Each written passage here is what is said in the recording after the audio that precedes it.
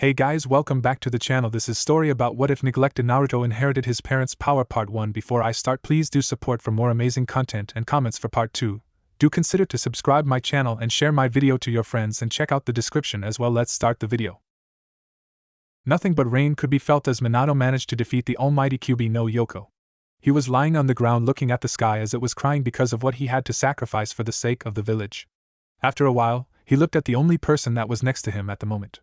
He looked at the little infant for what seemed like forever, since he knew it would be the last time he would get to see him. Minato could only imagine the type of burden he ended up placing on his son. The young Hokage knew about the path of a Jinchuriki, and he very well knew that their lives were far from normal. He remembered the request he made to those he called his family, but Minato was skeptical to believe that the village would treat him as the hero he deserved to be. The fox was responsible for so many deaths and destruction that the civilian population would think it would be wise to simply kill Naruto and end their misery. Even on the verge of dying, Minato was crying now. The reason was that he remembered his wife's passing just after giving birth to Naruto.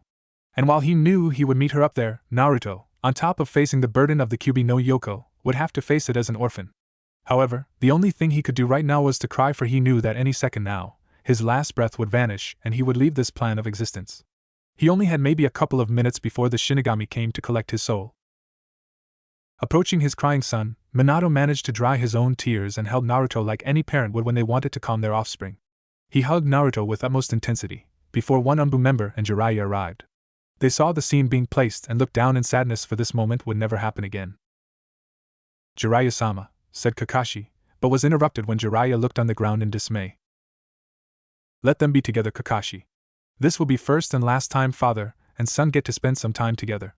The sad part is that Naruto won't even remember, but at least Minato could go to the beyond with the notion of what it meant to be a father," said Jiraiya with the utmost control on the outside, but on the inside, he was holding his tears from falling down his face.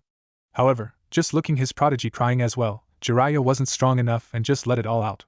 He began to cry as well, knowing deeply what Minato was thinking at the moment. They saw the light vanish from Minato's eyes, but instead of falling on the ground hard, the blonde Hokage gently laid Naruto on the ground next to him on the ground before letting gravity run its course. After that, Jiraiya approached the two blondes and kneeled next to Minato, closing his eyes and offering a silent prayer for the gods. While this was going on, Kakashi approached and hugged the crying baby before looking at Jiraiya to know what to do. "Jiraiya-sama, what should we do now?" asked Kakashi, earning the Sanin's attention. "We'll take him to Sensei. I believe he's at the Hokage's office right now, dealing with the emergency issues. I believe Minato here gave instructions to him," said Jiraiya, earning a nod from Kakashi. At the Hokage's office, the Sandaime Hokage was found once again seating behind the most honored table in all of Konoha, like he did at the last great shinobi war. However, the old man was really feeling how old he was when he first seated after stepping down. It was astounding the pressure right now, and Hiruzen Sarutobi had to control his breathing so as not to feel crushed. Right now, the entire village's decisions were resting on his shoulders, and he was old enough to wish that someone would be on his shoes without even thinking of being selfishness. However, the only person ready to deal with the responsibilities of a Hokage right now was dead, so the Sandaime Hokage would have to step up once more. For now, the only order he had to give was for the remaining shinobi to gather a complete report of the damages sustained by the village because of the Kyuubi no Yoko. Right now, the hospital was filled with both wounded shinobi and civilian waiting to be treated, and Sarutobi feared that he would have to use other spaces for treatment. When both Jiraiya and Kakashi entered the door, Sarutobi managed to see the blonde infant on Kakashi's arms and sighed in dismay. For all his wisdom concerning shinobi aspects of life and the decisions that followed, Sarutobi was lost concerning the only offspring of one Namikaze Minato, the Yondaime Hokage and vital key to Konoha becoming victorious at the last shinobi war. He read Minato's instructions concerning his actions and how to address his son in the future. Sarutobi saw reason behind referring Naruto as the hero that saved Konoha from the almighty fox demon. However, his old age taught him many things as to how people deal with loss. He remembered his two students abandoning their village because of it, although he at the time cursed Orochimaru's motive for leaving. Tsunade, though, left the village because she couldn't deal with the pain of losing both her little brother and her soon-to-be husband because of the war. So, the professor, as he became known throughout his career, knew that showing Naruto to the population with the truth would cause hatred and grief to those who, as Tsunade, suffered so much. Sarutobi knew that the fox would be the main reason of hatred from the population, and he feared that Naruto could end up being a scapegoat. Not to mention being on the end of a considerable number of individuals who think that ending the boy's life would be the solution to their problems. "Ah, Jiraiya, I only wish you could take this seat instead of me, but you wouldn't like that, don't you? Said Hiruzen, before seeing his student's dejected look. Normally, the perverted Sannin would give a nasty reply, saying that he wouldn't be able to do his research and even making something up about maintaining his spy network, but now he didn't have what to say to the old man. Sarutobi could only smile in sympathy for a man who just lost the man he always considered his son. Don't worry, Jiraiya, I know of your loss. Minato-kun was like a son to me, but I can't imagine how it must be for you right now. Now we must discuss about the boy in Kakashi's arms, said the Sandame, earning a nod from Jiraiya and Kakashi. Minato-kun, before leaving with his son, entrusted me with the welfare of the village until I find one suitable to be the Godame Hokage. I know it will take a while for that to happen, but at least I'll have some help running this village. I'll instate both my teammates, and create a council that will aid the Hokage in all matters both civilian and shinobi, said Hiruzen, earning a nod from those present. The reason was simple, Konoha was devastated. The village needed money to rebuild the village and medical supply for the wounded. However, a hidden shinobi village's income is measured by the amount of missions they do. So the shinobi population would have to step up and carry out the immense pile of mission requests that was so carefully separated. Given the recent events, Sarutobi could deny all mission requests, and he would have a valid reason for such. However, if he did this, he would condemn Konoha's future for two reasons. 1. Other hidden villages would know of the weakened state and start another war, something which the hidden village in the leaves couldn't afford at the moment, and the other reason would be that the minute one mission is denied, the village's reputation would decrease, thus not receiving as much missions as before. Looking at the list once more, Sarutobi let out another sigh and looked at his student.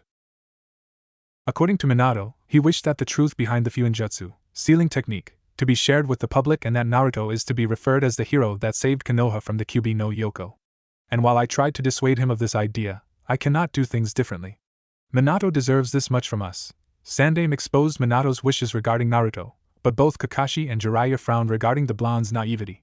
However, all those in the room knew better than denying the Yondaime Hokage's wishes. It was the least that they could do for Minato and give a silent hope that Naruto has as less trouble as possible while growing up. Sensei, where is he going to live? Who is going to take care of him? Asked Jiraiya, to which Sarutobi frowned and fell into a thinking pose once again. Truly, Naruto needed treatment for the first 2 years, in order to be able to grow up healthy and nourished. Sarutobi didn't think that far ahead for simple reasons. The entire village just suffered sufficient damages and very soon, all the decisions would fall to him and his council. Now, he would get to assign someone to take care of the child. Now this was the tough part, he couldn't think of someone to take care of this child without thinking of taking advantage and try to kill him. He had no choice but to take care of the child, at least until he had enough age to join Konoha's orphanage. I'll take him to my house and assign someone of the Sarutobi clan to take care of him until he is 4 years old.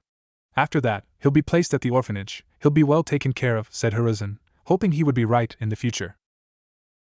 Jiraiya and Kakashi nodded at the idea, knowing that the Sandame Hokage would be busy this whole time to take care of baby Naruto. Now, Jiraiya, I have an S-ranked mission for you, starting now. Our reputation outside the village walls must be maintained. Spread the word to your spy network about our welfare. If the clients know of our situation right now, they will spread the word and we're doomed. Kakashi, join Yorambu squad and assist the remaining shinobi with anything they need. I'll expect a full report of the damages sustained by the village in about 2 hours, said Sarutobi, earning a nod from both Jiraiya and Kakashi. Jiraiya immediately vanished and Kakashi would as well, but he first placed Naruto in Sarutobi's care, before disappearing via Shunshin no Jutsu. Sarutobi, after looking at the vanishing Kakashi, looked down to the sleeping blonde. Naruto was sleeping so peacefully that Sarutobi couldn't help but smile at the innocent smile of a baby. Leaving the office, he headed towards the Sarutobi clan's compound. At the Sarutobi compound, Sarutobi Hiruzen walked inside with a blonde infant. The remaining members of the clan approached the old man and asked him about the village's damages. Asuma, my son, the fox nearly destroyed the village, but the Yondaime managed to stop it. I'm waiting for the damages report. I have to deal with something first, though. Is Mikoto-chan here? Asked Hiruzen, before hearing the voice of his daughter coming from behind the old man. The Sandame's daughter was stunning in every way. Black hair and green eyes, with a perfect skin, Mikoto earned a lot of stares. For some reason, yet unexplained by Konoha's medic department, she couldn't have a baby of her own and it frustrated both her and her husband, one Sarutobi Kaido. Kaido was a chunin of Konoha and very proficient with the bow staff style of fighting his father invented. Mikoto didn't want to become a ninja simply because her father's stories kind of scared her. She looked at the eyes of her father and saw the huge bags below his eyes. The events that happened in Konoha did that to people. However, when she looked at the infant, it was an instant motherly reaction. She ran to her father and grabbed the little boy as he began crying. "Sure, it's okay, little one, you don't need to worry, I am here," whispered Mikoto to Naruto's ear, before the baby's noise subsided. Naruto instantly opened his blue eyes and looked at Mikoto for a while. However, just as everyone knew he would cry once more, the baby began to smile and extend his little arms and try to caress Mikoto's face, earning a giggle from the woman, who dreamed of this happening. So cute, this little boy. Sarutobi Hiruzen smiled at the scene and wondered if Naruto was the missing piece of Mikoto's happiness, just as Mikoto was to Naruto's life. "Mikoto-chan, we have to talk about this little infant," said Hiruzen, to which Mikoto looked at him before nodding and walking to the living room. After everyone got comfortable on their seats, Sarutobi Hiruzen began explaining everything what happened. As he explained, Asuma and Kaido frowned upon hearing that Kyuubi was sealed inside the baby, but Mikoto was already showing signs of crying. Poor little baby, she thought. To grow up not only carrying such a burden but also missing the warmth of a parent for comfort. She could only imagine the hardship young Naruto will face in the future. When Sarutobi explained that he took upon himself to raise the boy until his 4th birthday, Asuma protested right away. "Father, are you serious? This boy harnessed the fox inside of him. If the fox escapes, he'll kill us all," shouted Asuma, before looking at the serious face of his father. "Asuma, Minato's seal is perfect. Even Jiraiya, one of the Sannin, attested its effectiveness. We are safe from the Kyuubi's power. In regards to my choice, I'm sticking with it," stated Hiruzen, before turning to his daughter. "Mikoto-chan, I know of your situation as being unable to conceive children, so I'm asking you a favor to take care of little Naruto at least until he is 4 and able to step up for himself," asked Hiruzen, before watching his daughter with apprehension. The Sandaime Hokage loved his daughter like no other, even more when his wife passed away and she was not only their offspring, but a living memory of his beloved. He wanted her to accept Naruto like the son she never could, for 2 reasons. First, he felt devastated when Mikoto explained that she wouldn't be able to conceive, and second because she was the only one in Konoha who would provide unconditional motherly love to little Naruto without having second intentions.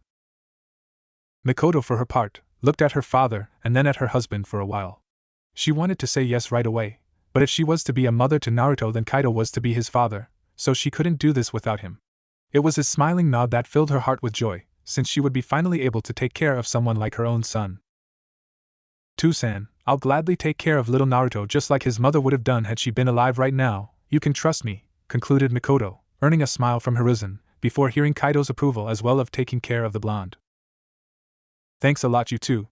I'll issue one of the family physicians to look after him from time to time, so as to make sure nothing is wrong with the boy. Now let's settle little Naruto somewhere warm since I'll have to return to my office," said Hiruzen, to which Mikoto nodded and carried her surrogate son to his new room. At the Hokage's office. After arriving at his office, he saw the report on top of his table and frowned immediately. He knew about the devastation since he saw the whole thing happening. But numbers managed to give him a precise idea of Konoha's losses because of the attack, and quite frankly, he wasn't looking forward to reading it. Upon seating at his chair, he controlled his breathing and opened it to scroll to read its contents. As he read through the report, the old man couldn't help but feel useless to this whole ordeal. The village's population took a heavy blow, and almost 40% of it was dead.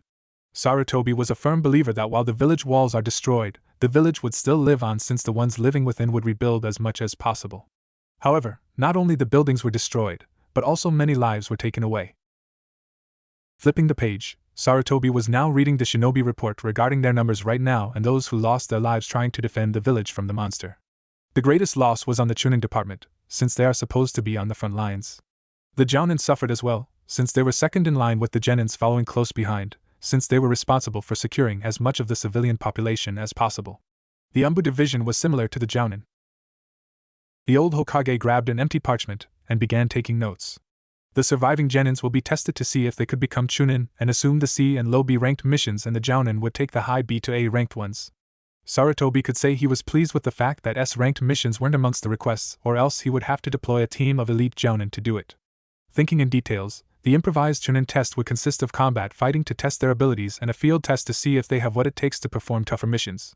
Normally, they would be tested in terms of teamwork as well, however due to their circumstances, the test would have to be cut short. Sarutobi also wrote about the academy. For Konoha to re-establish its military strength, the academy would have to increase its training regimen. Because of the attack, The total shinobi losses consisted of 30%, which meant close to 500 to 1,000 ninjas that would need to be replaced.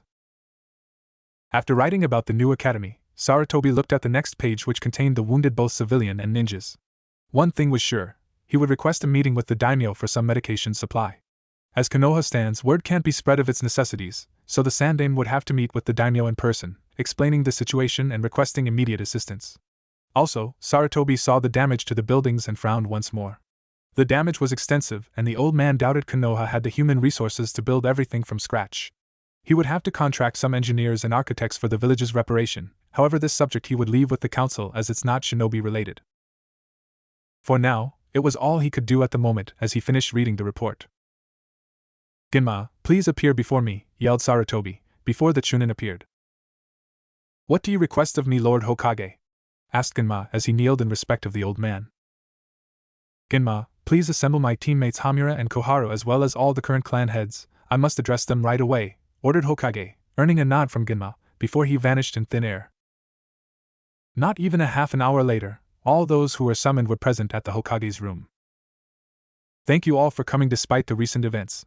I know that everyone in this room sustained great pain because of the Kyubi no Yoko, however I will address certain aspects in order for our future to be bright. First of all, Hamura and Koharu are to create a council that will assist the Hokage in all matter that do not concern shinobi. I trust that you two will be able to provide me with enough help for me to be able to secure the village's welfare and prosperity. Now, I've read the damage report and found that our shinobi force was heavily reduced. So it will be up to us to help increase our numbers once more. The clan heads and I will gather tomorrow to create a new Chunin exam for the existing genins to progress and take the huge pile of missions.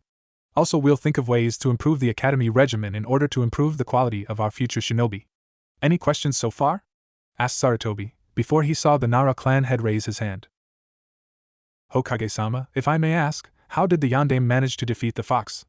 I know it's not related to your explanation so far, but the village deserved to know the truth," said Shikaku, before seeing the new Hokage sigh in dismay. "I apologize for not explaining to you about it, as I had a lot to process in my mind. I'll explain everything to you," said Sarutobi, as he began to explain the story behind the fox's sealing on Naruto. The old man told them everything, of course leaving the part where Uzumaki Naruto is the son of the Yondaime. To say the clan heads were surprised would be an understatement. They all heard Minato's wishes to Naruto being treated as the hero that saved Konoha from the wrath of the fox, and while some of them felt pity of the boy, others thought the opposite. Of course, those who wished against his living were those who sustained a great number of losses and couldn't put it past them to realize that the boy did nothing to receive such death sentence. I'll soon address the population to explain the same thing I'm explaining to you all and tell them about this village's hero as per Minato's wishes. That will be all for now, and I'll see everyone tomorrow for the meeting," said Sarutobi, before seeing the clan heads along with Hamura and Koharu leaving the office. However, only one remained and Sarutobi addressed him. "What is it, Kakashi-san?"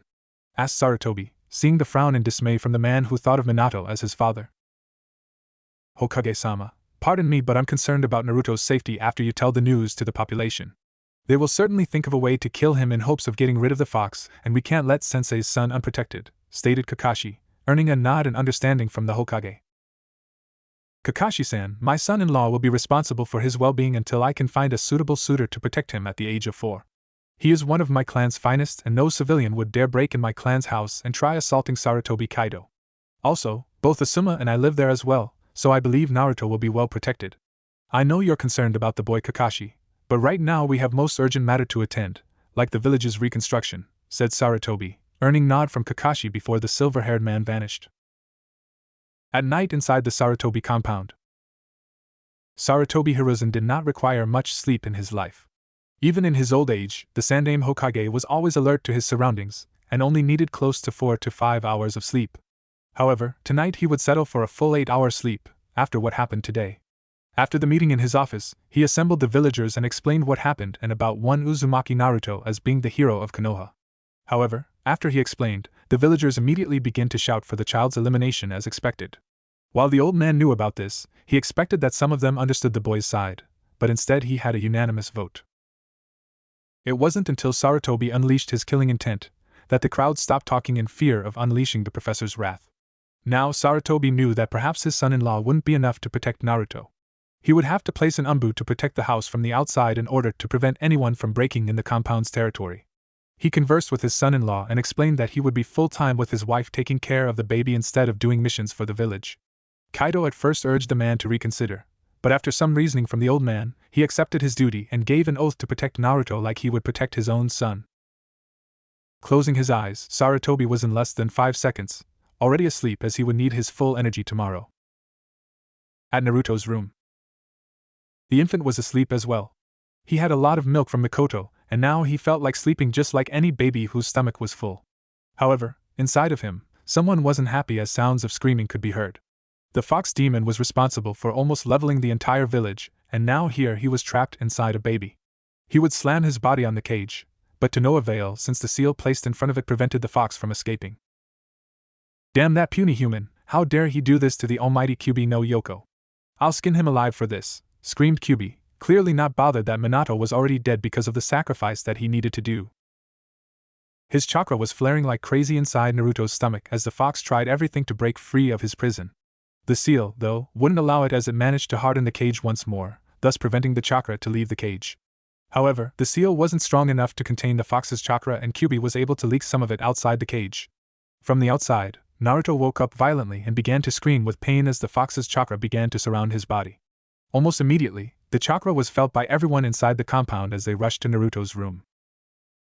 The Sandaime felt it the second it emerged and cursed the heavens for not giving the village some peace after everything that happened. He was the first one to arrive at the scene and saw the red chakra pouring out of Naruto's tiny body. Afterwards, Kaido, Asuma, Mikoto and Naruto's medic Nin arrived as well. "Father, what's happening? I thought you said the seal would keep Kyuubi at bay," shouted Asuma, but Sarutobi wouldn't hear it and inspected the seal. The seal didn't break, it's still intact, so Kyuubi must be leaking its chakra somehow, thought the Sandaime as he considered doing something to subdue the fox's chakra back to the seal.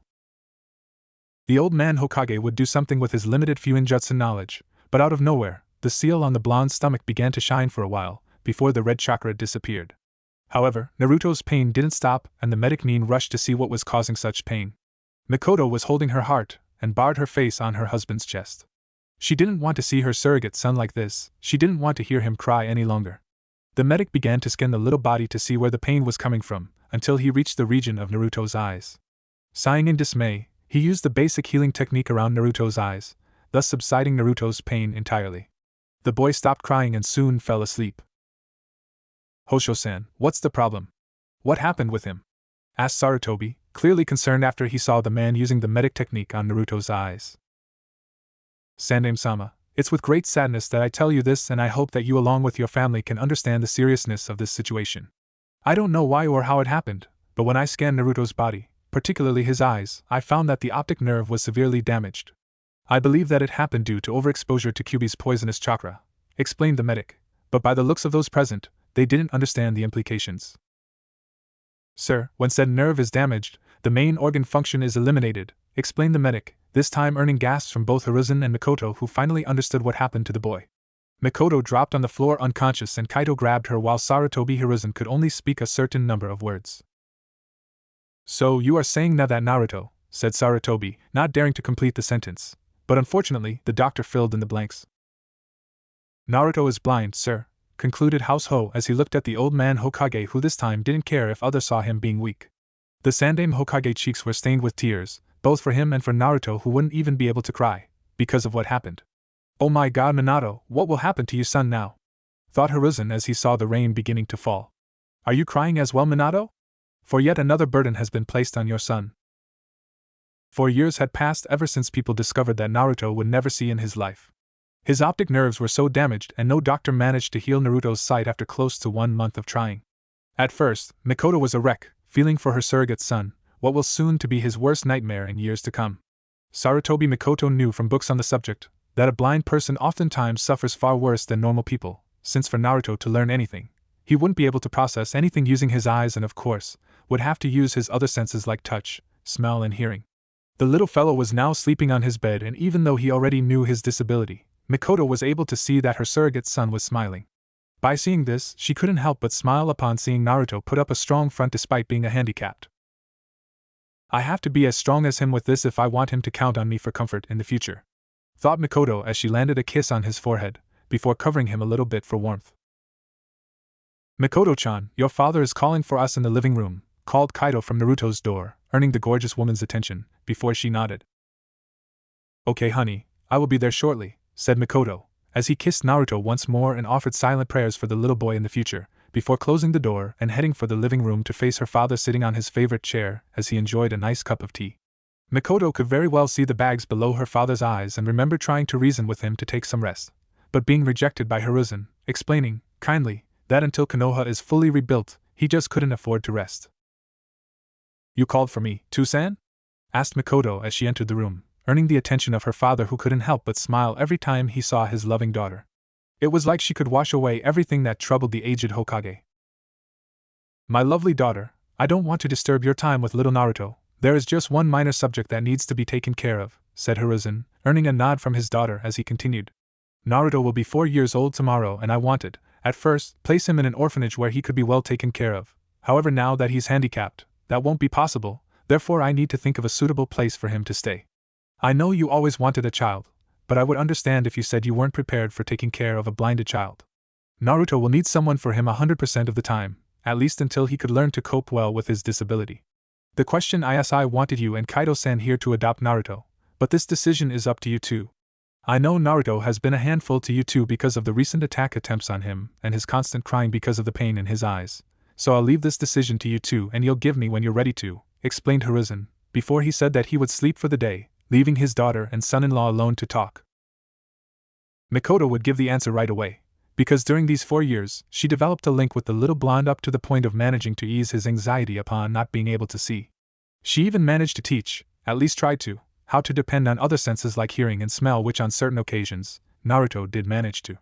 Mikoto remembered when Naruto recognized her smell when she entered his room once, which at the time filled her heart with joy. However, she looked at Kaido to hear if he had some objections to adopting Naruto.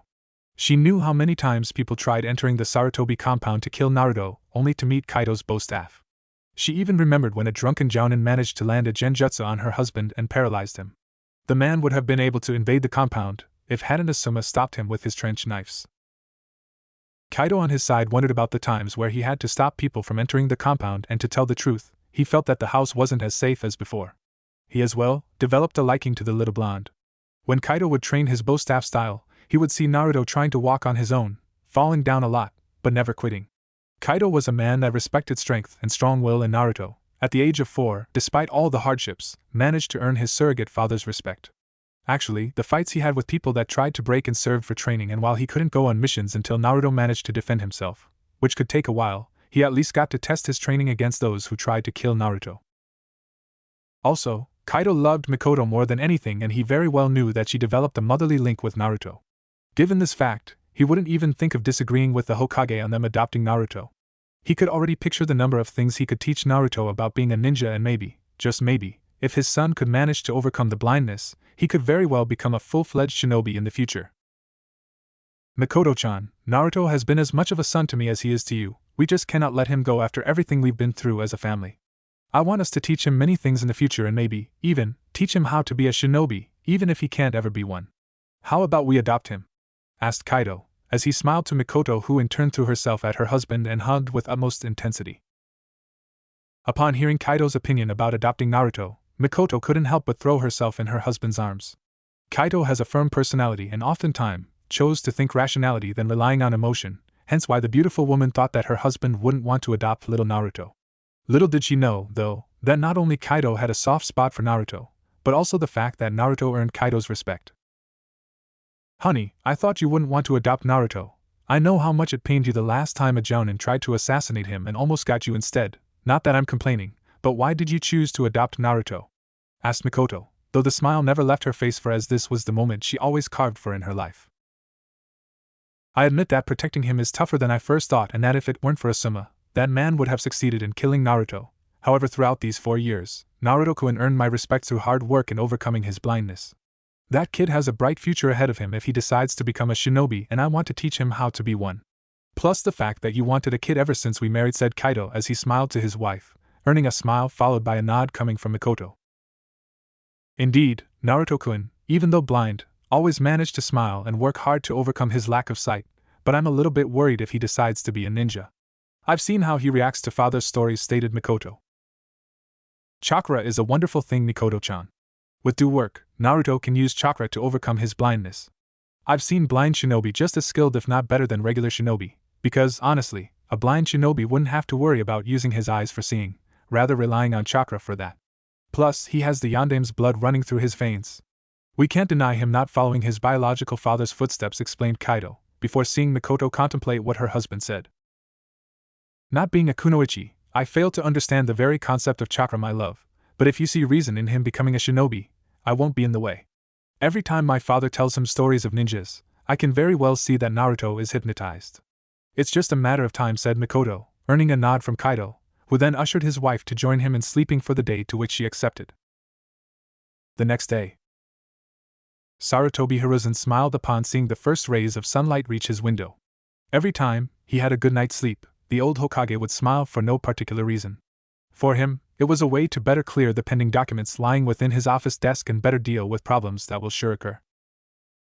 Dressing his Hokage attire, Sarutobi would do his routine around the Sarutobi compound, which included visiting his still not official grandson Naruto. He wanted to know right away Mikoto and Kaido's decision regarding the child's adoption, but thought against it since he didn't want to pressure any type of decision. As he walked through the compound's corridors, he received greetings from his servants and family members that enjoyed waking up early. After a while, he reached Naruto's room, before being surprised that Naruto was already awake and using his hands to feel the braille. Sarutobi Hiruzen couldn't help but be amazed at the little boy's determination in overcoming his blindness, and even with a few lessons on reading braille, Naruto was already able to read simple tests without assistance. Good morning, Naruto-kun. Had a good sleep? Asked Sarutobi before seeing Naruto search for the speaker by the sound of his voice, but still failing miserably as he looked to the opposite side. But still it was commendable to see the boy learning through his disability. Hi there, Ji-chan. I slept well. I had an awesome dream as well. Want to hear it? Asked Naruto, to which Sarutobi laughed out loud, before acknowledging Naruto's request to share his dream. Actually, it was about the time where the Yandame Hokage used his ninjutsu to defeat Iwa. I dreamed that I was there with him, Ji-chan, and the nice part of it all was that even though I was blind in the dream, I managed to overcome it, and managed to aid the Yandame, explained Naruto with much enthusiasm, earning a smile from the aged Hokage. Every time this kid smiles, I can't help but smile in return. He surely can improve the mood, thought Hokage as he explained that it was indeed a nice dream, until Naruto cut the old man. Ji-chan, do you think I can become a shinobi, even though I'm blind? Asked Naruto, earning a smile from the old man who actually was waiting for said question to come. Naruto-kun, just because you're blind, doesn't mean you can't become a shinobi. It will be harder, sure, but it's not impossible. In fact, with enough training you could use your disability to your favor, said Hiruzen, before seeing Naruto display a questioned look. While others have to rely on their eyes to be a shinobi, you can't. If you really want to be a shinobi, I can find someone who can teach you how to become one without relying on your sight, but rather depending on chakra along with your other senses like hearing, touch and smell, explained the Hokage, until he saw the face of pure realization coming from Naruto, and even though his eyes displayed a lifeless green, the aged Hokage could see the will of fire emerging within Naruto's facial expressions. Really, Ji-chan, can I really become a ninja? That's awesome, I'll be the best shinobi ever, just you see, Ji-chan. I'll be the best ever, shouted Naruto, shooting his hands up in the air, earning laughter from the Hokage. With this attitude, Naruto, there's nothing that will stop you from accomplishing your dream. Train hard and learn to live without your eyes. You'll need this type of experience before you can become a shinobi, said Hiruzen, earning a nod from Naruto before he positioned his hand on the chair, so that he could sit on it and return to his story. At the Hokage's office.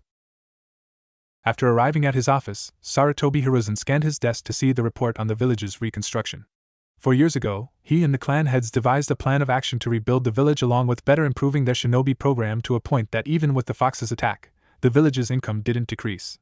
With Chunin and Jounin handling, truth be told, more missions than they could afford to, and Jiraiya keeping bad information out of the client's ears, it seemed that the hidden village in the leaves would prosper once more in maybe 1 or 2 years. Placing the report in his first drawer, Sarutobi began to see the mission reports that already arrived from yesterday's missions. Some of them were low-ranked, mostly to help citizens to deliver important document to other countries. The other part contained A and B ranked missions that scaled from protecting caravans to top assassination missions. A few S-ranked requests reached Konoha, and those were handed by elite Jounin, or even Exambus that chose to leave the squad in favor of better aiding the village through these desperate times. A sudden knock on the door alerted the Hokage, before he saw both Kakashi and Jiraiya entering the office. Kakashi was now dressed as a jounin instead of the regular Umbu outfit, since he was among others who chose to do missions for the village and bring income to the village's vaults. Jiraiya-kun, Kakashi-kun, nice of you to drop by this lovely morning. Take a seat, this won't take long, said Sarutobi, before he got up and picked 2 copies to hand to Kakashi and Jiraiya. What is this, sensei? Asked Jiraiya as he opened the scroll which detailed plans about one little blonde in particular. That, my student, are my plans concerning little Naruto. Soon, he will be 4 years old, and as I said before, he would be placed in an orphanage. However, something happened 4 years ago, and I thought best not to divulge to anyone outside my family out of fear of wrong people overhearing. The truth is Naruto lost his vision due to overexposure of the Kyuubi's chakra, said Sarutobi, pretty much dropping the bomb on the room, as silence reigned the mood entirely. Both Kakashi and Jiraiya were visibly horrified right now. Bearing the burden of the Kyuubi as an orphan was hard enough on Naruto, and now losing his sight wasn't something of this world, they both thought. Sensei, why didn't you tell me this? Shouted Jiraiya, before seeing the dead serious look in his sensei's eyes. This is a sensitive topic, Jiraiya. My son-in-law already had to protect Naruto 20 times from imbeciles whose names I rather not divulge from fear of delivering pure rampart in the jail cells. Do you imagine what would happen if these attacks would increase if they know said information about Naruto? Now, as you read throughout the scroll, I plan to teach Naruto how to be a shinobi as well as overcoming his disability, stated Sarutobi, before seeing Kakashi about to speak something. Hokage-sama, how is he doing? I know I didn't take the liberty to visit him ever since he was born, but he's my old sensei's son, and said Kakashi, but couldn't complete the sentence, since he felt kind of guilty for not visiting his sensei's legacy. Sarutobi, though, smiled and explained that Kakashi has been on missions non-stop and wouldn't have the time to visit little Naruto. Do not worry, Kakashi, Naruto is fine. My daughter is taking care of him together with my son-in-law. Also, I've been talking with them to adopt Naruto, said Hiruzen, earning a smile from both Jiraiya and Kakashi. They didn't agree with placing Naruto in the orphanage even if he could see. Jiraiya looked at the scroll once more and then spoke to the Hokage. So how do you propose to teach him in overcoming his lack of sight? Asked Jiraiya, to which Hiruzen nodded, smiling. One of our recently promoted jounin, as you know and already worked with Kakashi, happens to be blind. His name is Tobitake Tanbo. He can teach Naruto how to overcome his blindness, and even teach him some basic abilities to better aid Naruto throughout the academy in 2 years, stated Sarutobi, earning a satisfactory nod from Kakashi, who in turn remembered Tanbo. For someone who rather usually relied on using the Sharingan, Kakashi was amazed at the man for moving just as good if not better than the other jounin that were on the mission. Did you talk to him yet? Asked Kakashi, to which Hiruzen negated with his head. I plan to do it today, since he has yet to return from a B-ranked mission I sent him at a village nearby. On occasions, I've read stories to Naruto about the ninja life and the boy just asks for more. He has his father's blood running through his veins and wouldn't be fair to keep him from following his father's footsteps. Also, if my daughter and her husband adopt him, they will teach him a lot, hence why he will be able to overcome his blindness and grow stronger than most. Could you both imagine not having to rely on your eyes? Naruto could very well be the strongest ninja ever, as this happens to be his dream. So, that's all I wanted to tell you too, and I hope that Tanbo-san arrives today so that I can debrief him on his next long-term mission. At the Sarutobi compound. Unaware of her father's plans concerning Naruto, Mikoto was spending time with her soon-to-be son. Naruto had such energy to spend, and his laughter while having fun spoke highly of his character.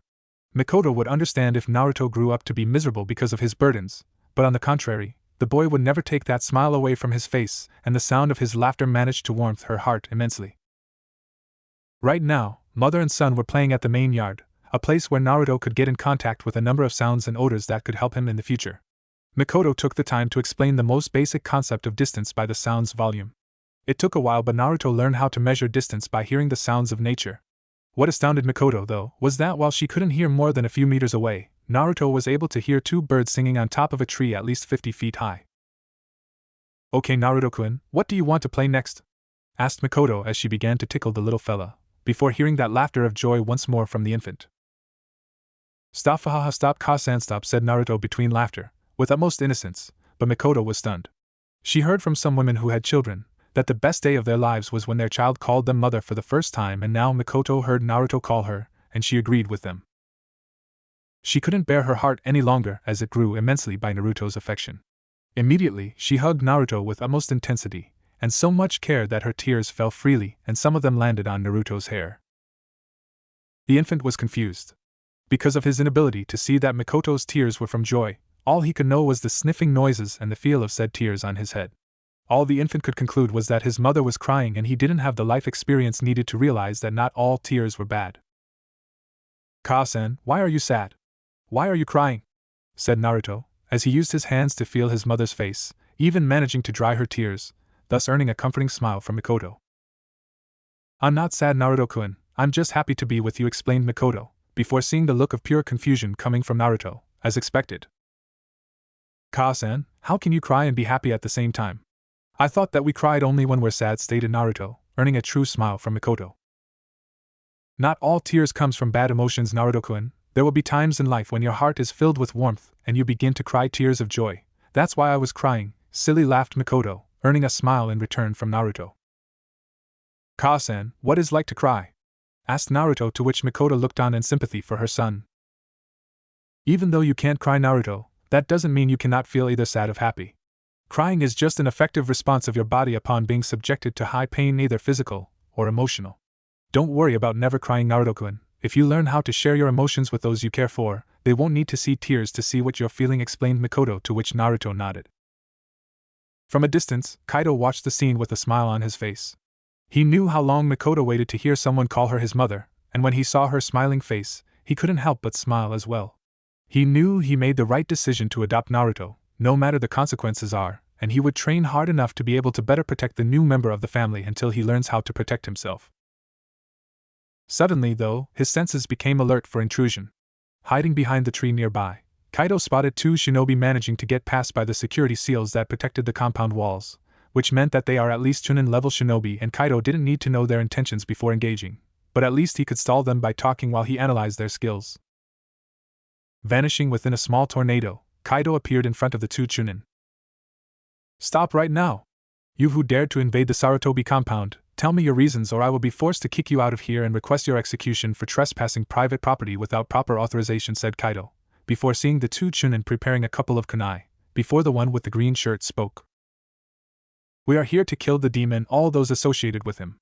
We'll be heroes," said the man, to which his partner only nodded, before falling in fighting stance, that Kaido recognized as an advanced version of the academy style of taijutsu. "There will be no killing today as long I'm here," said Kaido, until he took his bow staff and charged the Chunin, who upon seeing the imminent attack, threw a barrage of kunai at Kaido. Sarutobi began twirling his weapon, thus stopping all the incoming projectiles, before jumping and preparing his weapon to hit one of them on the shoulders. The one in green suffered the hit, and in seconds he saw that Kaido landed on the ground and twisted his body to land a reverse kick to the man's chest, thus sending him flying. The other one with a blue shirt charged Kaido as he began doing some hand seals for a small fire technique, Katon Enden, fire release, fireball jutsu. Kaido would laugh at the man's pathetic attempt of attack, but instead he just settled for a jutsu of his own. "It's pathetic to use such an attack. Take this Katon Gakaki no Jutsu, fire release, grand fireball jutsu," whispered Kaido as he exhaled a huge fireball, thus not only overwhelming the tiny flame but also engulfing the stupid Chunin entirely. The man tried to scream, but it was without avail as the flames consumed him entirely. He wasn't dead, but on the very least, his ninja career would be over.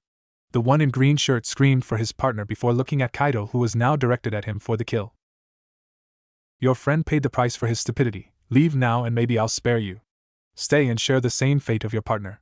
Note that everyone who tries to break in this compound will share the same fate," said Kaido, as he positioned his bow staff facing the other enemy, who in turn snarled and left. "Idiot," snarled Kaido as he headed to the compound. He remembered the man's face and would be sure to report to the Hokage in order for him to be questioned and then arrested for treason. At night at the Hokage's office. Reviewing a couple of reports from the Umbu division concerning a threat they handled, Sarutobi lost track of time as he looked back and realized that the sun was already halfway down and the moon was already up. Such disposition was only found in his early days as Hokage, and the aged Sarutobi couldn't help but smile at the time he received the honor from the Naidame Hokage to succeed him as Sandame Hokage. Hiruzen couldn't help but wonder if he cared for the village as much as the Shodame and Naidame Hokage did. The Senju brothers, as Hiruzen called them sometimes, would stay in this very office from the time the sun emerged to the time where all lights in Konoha would be turned off, in other words, pretty late at night. Whereas Hiruzen stayed at least until dinner was served in his house, which although was later than most places, it didn't match his predecessors. Hell, even the Yandame Hokage stayed longer than the old man. However, with old age, the brain is better prepared to deal with hard situations much faster. The old man Hokage was just about to get up from his chair when a knock soon followed, before the very presence he was waiting for entered the room. "You wanted to speak me, Hokage-sama? Sorry it took a little while for my mission to end, but here I am," said Tanbo as he closed the door and positioned himself in the middle of the room. Sarutobi couldn't help but chuckle as a blinded man was actually staring at him directly, since he knew Tanbo to be blind. Not much could be described from Tanbo's close attire since he chooses to be rather undistinguished among other with the regular jounin attire. The only difference, though, was that his head would be covered in straps, leaving only his mouth free, and he would hear his headband in front of where should be his eyes are. "Ah yes, Tanbo-san, please come. I was about to retire for the night, but you managed to get me here. This will be quick on my part. I am issuing you on another mission. I understand you hold no ill intent against the little kid who was used to contain the Kyuubi, so you're the right choice for this mission, amongst other reasons as well. You see, Tanbo-san, little Naruto wants to be a ninja, and due to certain complications, Naruto found himself unable to learn what's necessary on his own, thus needing someone to tutor him in such aspects. That's why I thought of you to be his tutor, at least until he enrolled in the academy," said Sarutobi, before looking at Tanbo, trying to gauge his reaction, but to no avail. The straps covering his entire face kept the Hokage from studying any sort of facial emotions. Also, Tanbo trained himself hard since not even his body moved. Tanbo, for his part, wondered about the catch in what the Hokage explained so far. The Kyuubi kid was never the center of Tanbo's hate, but that couldn't be a reason for placing him to tutor the brat. "Hokage-sama, not to say that I'm honored that you choose me as such, why do you feel I'm the one to teach Naruto-san? Surely, are tons of other jounin in Konoha who would be better fitted to train him?" asked Tanbo, to which Sarutobi nodded. "As I said, Naruto had certain complications, and a said complication is the most important reason of my choice in placing you for his tutorage. You see, a day after Naruto was born, I placed him in my house to be well taken care of until he would be 4 years old. However, one night, the fox's chakra enveloped his body. You very well know that the fox's chakra is poisonous, so on that night, the fox's chakra hit Naruto's eyes with force, thus damaging his optic nerve severely. Naruto is just like you, Tanbo-san. Naruto is blind," explained Sarutobi with a heavy heart, and Tanbo could feel it since he learned to rely on other senses just like any blinded individual had to if they wanted to live. He could very well see that the Sandaime cared much for little Naruto. "I understand, Hokage-sama, so you want me to teach him how to be a ninja despite the disability we share.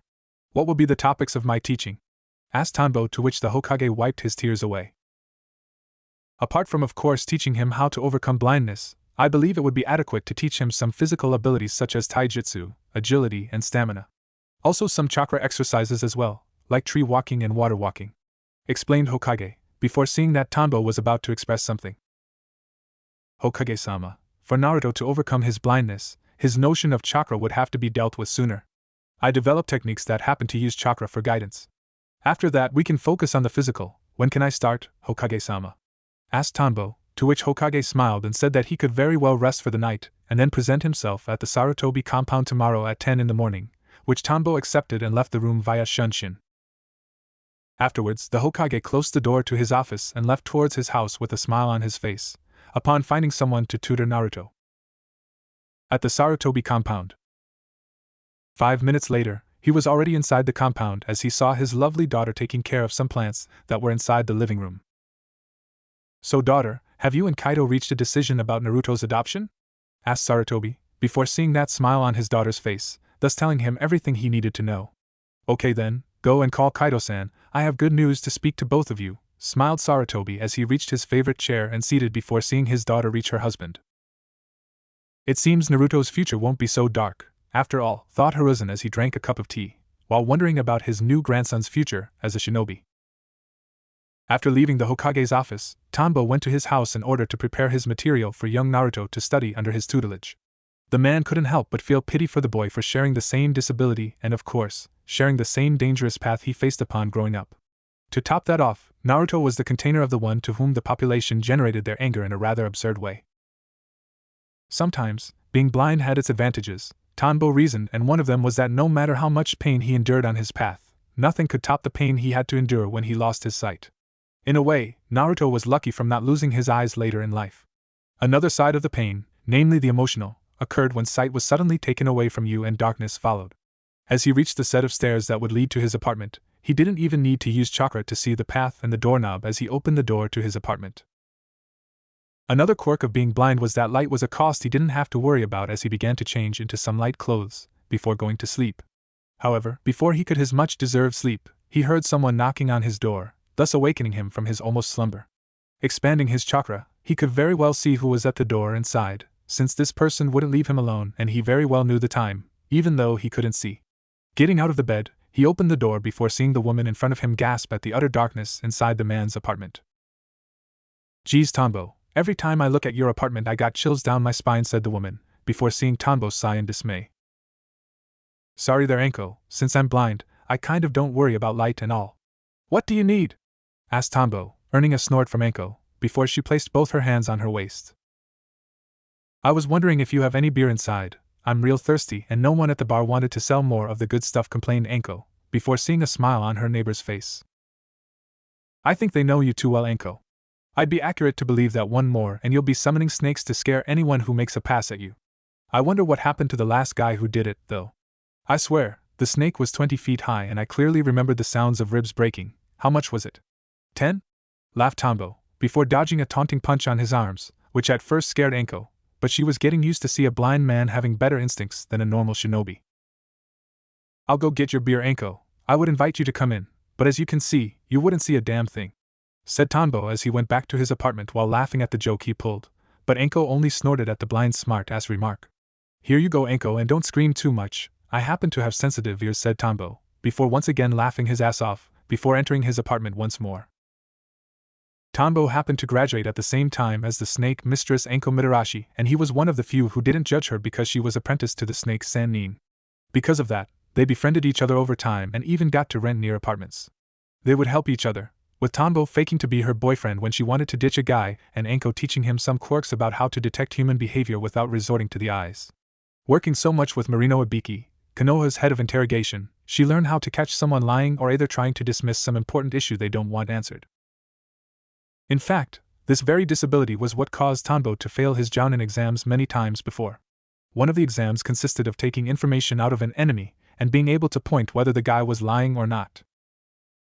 As soon as he reached his bed, Tanbo thought about his meeting with young Naruto tomorrow and the material he needed to gather for the boy. Going to his library of books written in Braille, he picked up a few that were vital to Naruto's growth as a blind shinobi. They consisted of chakra introduction, chakra control, and some low-level ninjutsu. He picked one for physical exercises, however this last one would be used when Naruto managed to use his chakra for guidance. After that, he went to sleep knowing that the next 2 years will be full of surprises as, according to the Hokage, little Naruto was determined and full of energy. At the Sarutobi compound. The next day, Tanbo was in front of the Sarutobi compound's gate as he rang the bell to alert the family of his presence. Within minutes, the Hokage himself answered the door, surprising Tanbo greatly. "Greetings, Tanbo-san, I can see that punctuality is one of your qualities. Please come in so I can introduce you to my humble family," said Hiruzen as Tanbo nodded, before following the Hokage back to his house. As he entered, the man used chakra and images appeared in his mind's eye like a sonar. He, then, began following Hiruzen around without the need of using his instincts or any other of his senses to aid him. This technique was his creation and it permitted him to substitute his eyes with chakra by sending a sort of chakra pulse all around which would transfer the images to him, through his other sensitive organs, like nose, ears, and tact.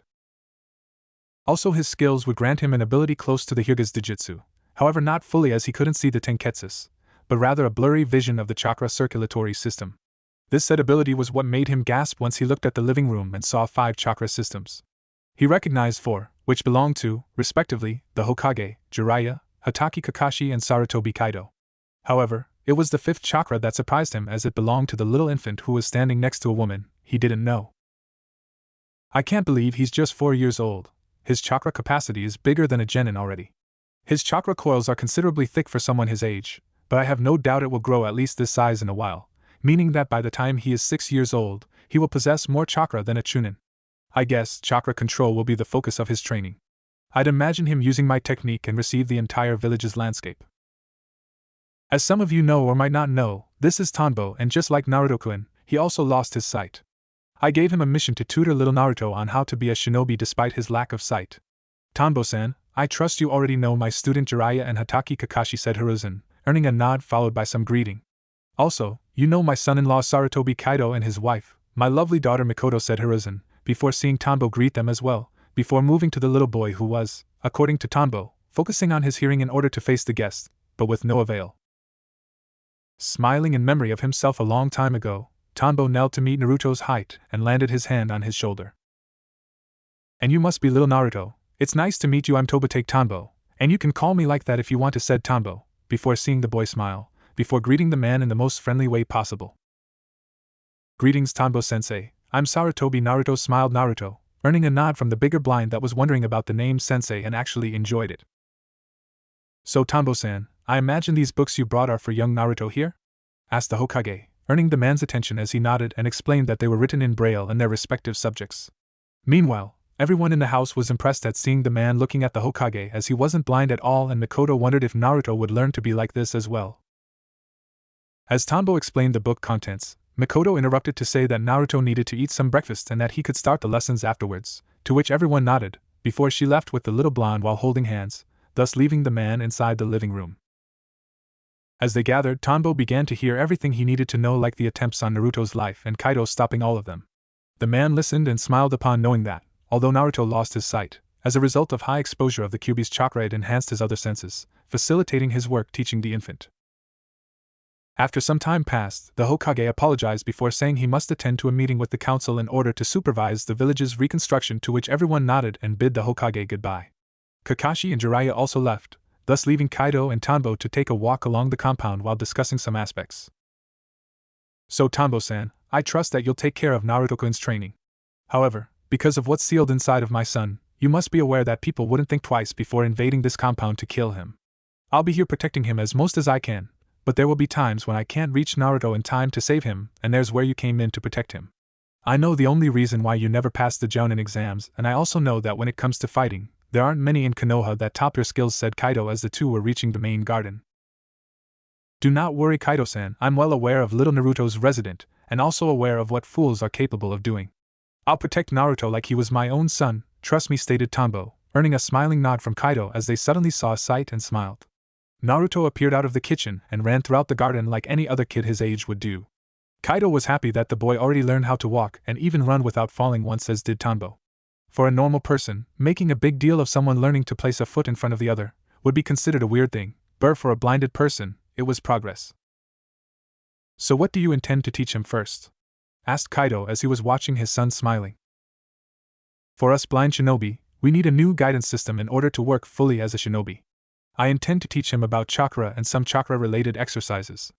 Afterwards, I'll teach him a technique I created that overcomes one's lack of sight with chakra alone, but it will take a while. I'll also focus on physical exercises once he finishes the chakra part, and maybe, if I have more time, teach the low-level techniques that he would normally learn at the academy," explained Tanbo, earning a nod from Kaido as he saw Naruto fall flat on his butt because he decided to jump all of a sudden. However, instead of crying his eyes out, the blonde infant just laughed and laughed like there was no tomorrow, which in turn made Kaido laugh at the boy's innocence. Turning to walk once more, Kaido moved on to more pressing matters regarding the little infant. "There is something more you need to know, Tanbo-san, and that's Naruto's birthday. October 10th is Naruto-kun's birthday, but it's also the date that the population remembers those who perished under the Fox's rampage, hence why a few of them decided to invade our property last year. On this date, we Sarutobis make a line around the house to protect Naruto from the sure onslaught. Last time, we managed to capture close to 4 Chunin and a couple of genin," said Kaido, earning a nod from Tanbo. Being blind taught him how to control his anger, but the trouble these fools caused because of their idiocy was enough to set him on edge, even if he didn't show it. After a while, the two men stopped walking and entered the house to see that Naruto was in the living room with his mother while reading out loud for her. The woman couldn't help but be proud of the blonde finally being able to read and fully understand the Braille written texts and books. "Hey Mikoto-chan, it seems little Naruto finally learned how to read. It's amazing," smiled Kaido, surprising his wife, since she didn't see him, before smiling and nodding back. She landed her hands on Naruto's shoulder softly, and cuddled his hair repeatedly, before giggling at the sound of Naruto demonstrating his enjoyment. "Mikoto-chan, why not let little Naruto with Tanbo-san here so that he can start his tutoring?" said Kaido, before seeing his wife smile and nod. "Sure thing. Tanbo-san, Naruto-kun is all yours. If you need me for something, I'll be in the kitchen preparing something," said Mikoto as Tanbo nodded, before she and her husband went to the kitchen, thus leaving student and sensei alone for the first time. Tanbo could see that Naruto was facing him, and he very well knew that the blonde had been training in adjusting his other senses for guidance. "This will be easier than I thought," Tanbo as he approached Naruto, who heard the steps coming his way and smiled towards his sensei.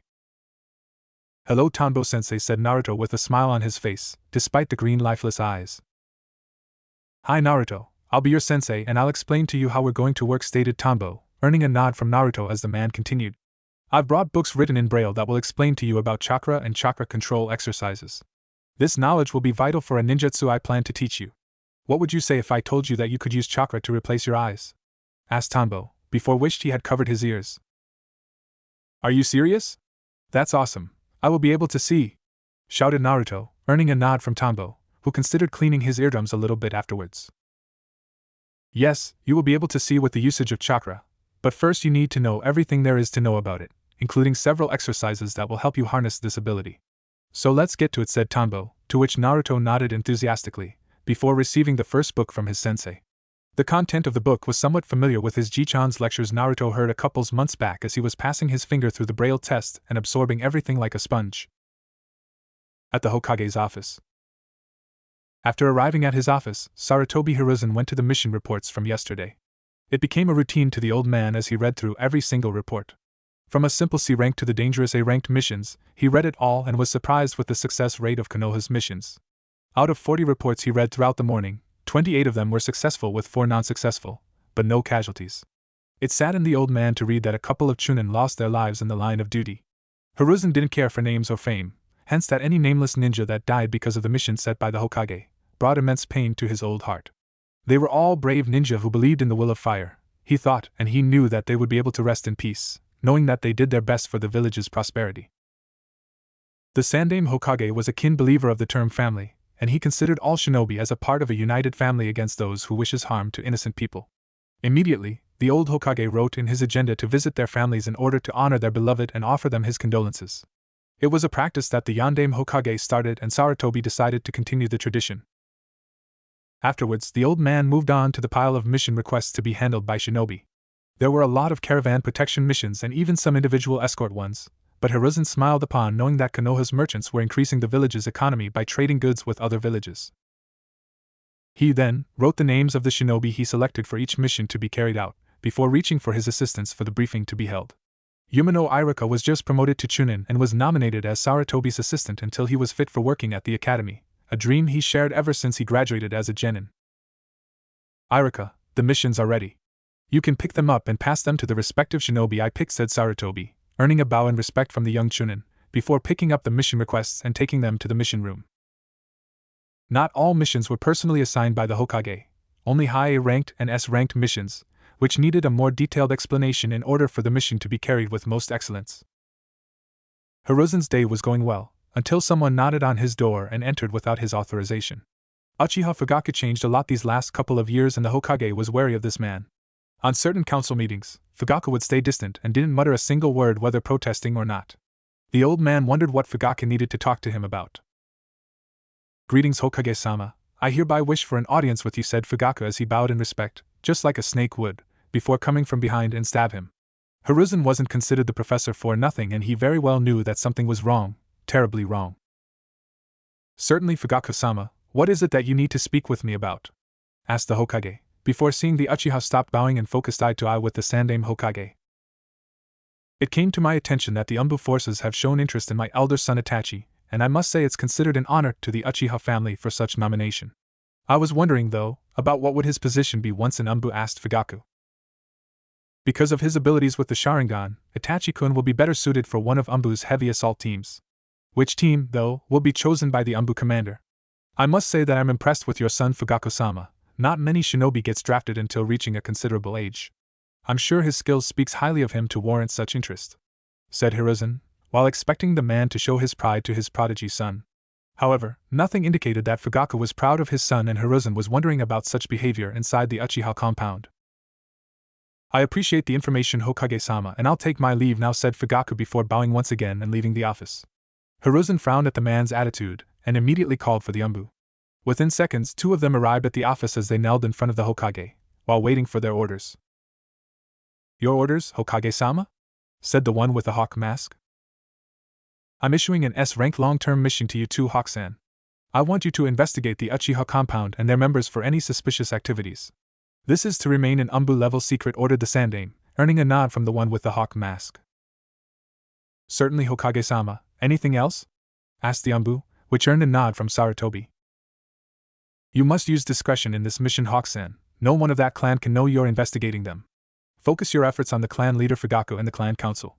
Call it a hunch of mine, but I suspect some hidden intentions coming from inside that compound, said the Hokage, before both nodded and vanished within milliseconds, thus leaving the aged Hokage alone to consider his last set of actions.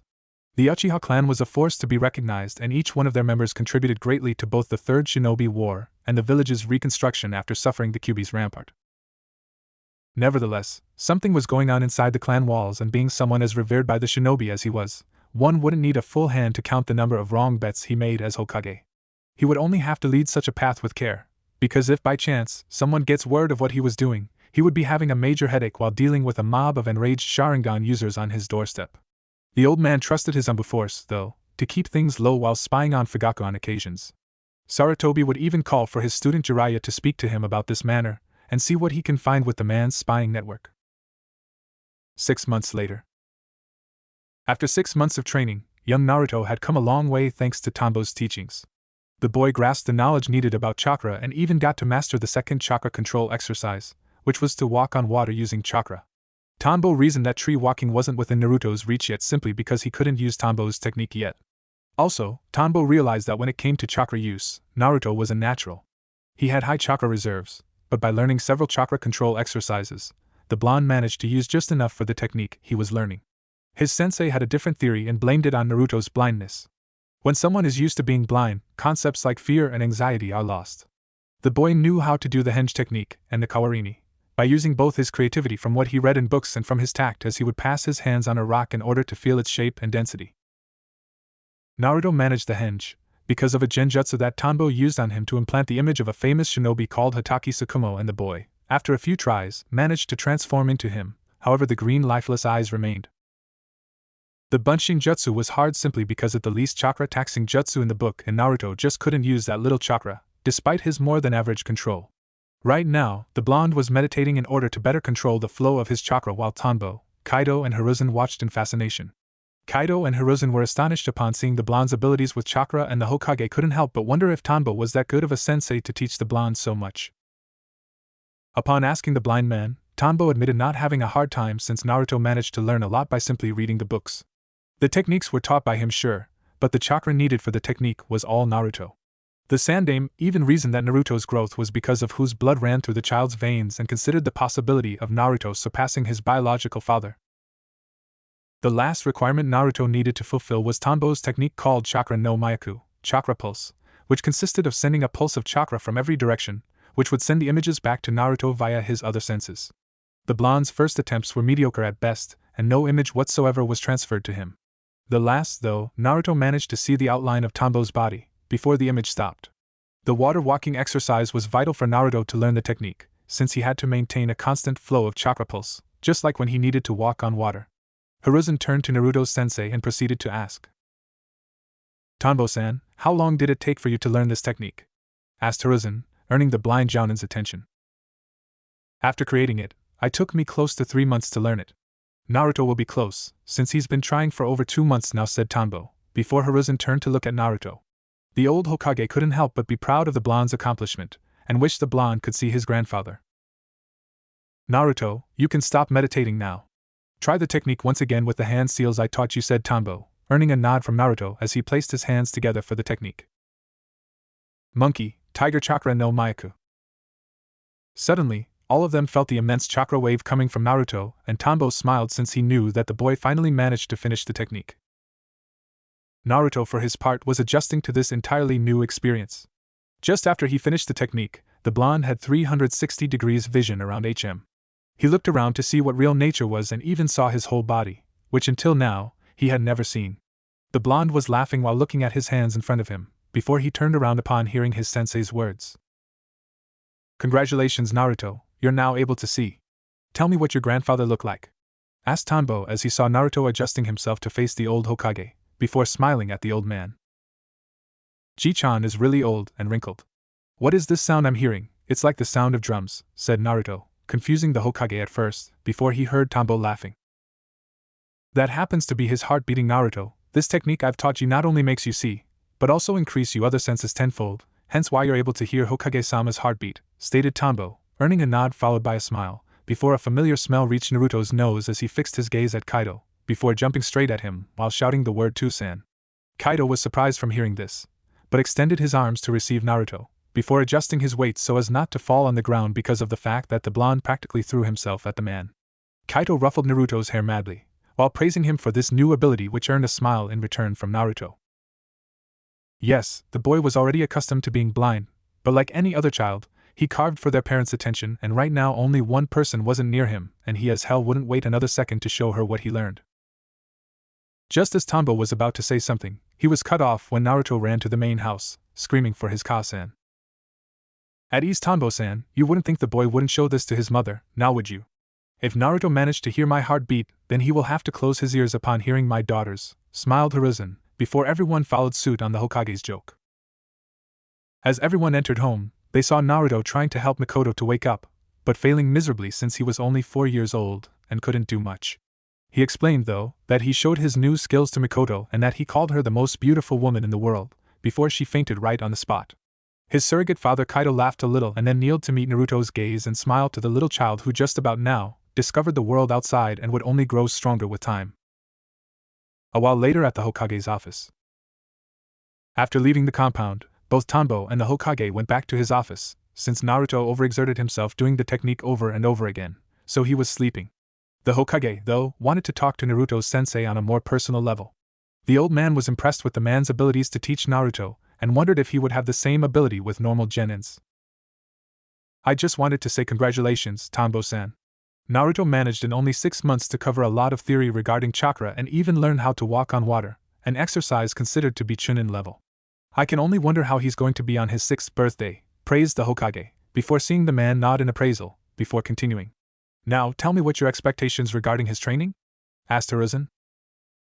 With your permission, Hokage-sama, Naruto-kun has some nice skills with the usage of chakra, and now that he knows my technique, I can move him to learn tree walking and some physical exercises to build stamina and increase speed.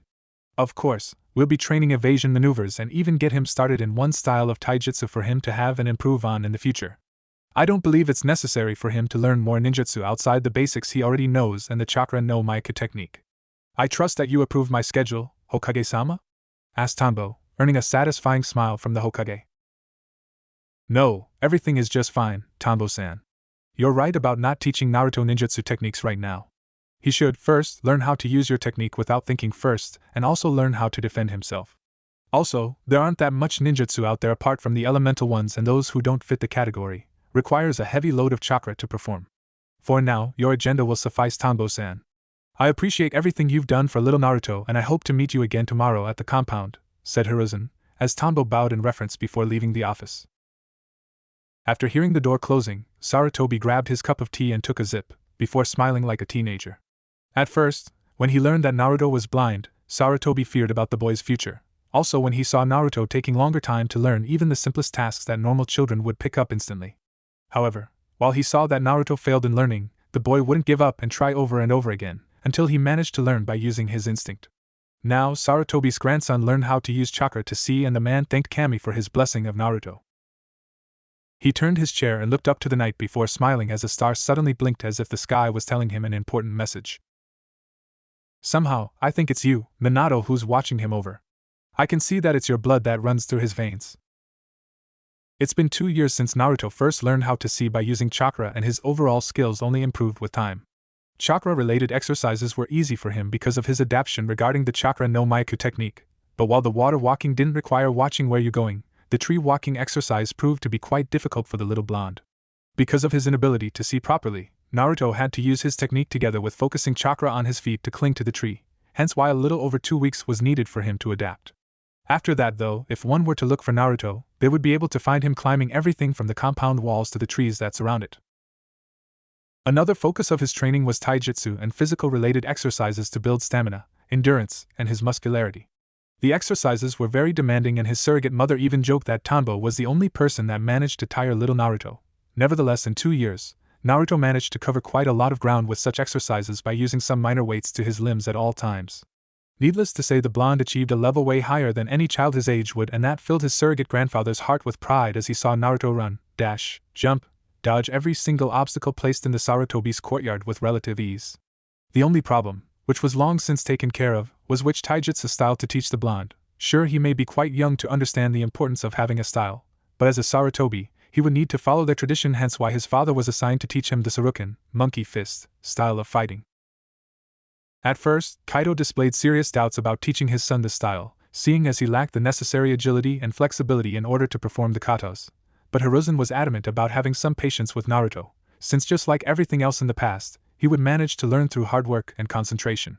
In the end, old Sarutobi was right, as Naruto did manage to understand how the Saruken is supposed to be handled. By aiming fast sequences of low kicks and well-aimed punches, the Saruken focused on overwhelming the enemy, before landing one last powerful attack, thus winning the battle. Of course, it wouldn't be possible for Naruto to learn the monkey style in 2 years, but he was taught the basic principles of the style with a couple of Braille-written books to help him understand the basic katas as well as create some new ones in the future. One special attribute of the monkey style is its versatility. It's not as strict as the Juken, relying on the user's creativity and surprising the enemy with it.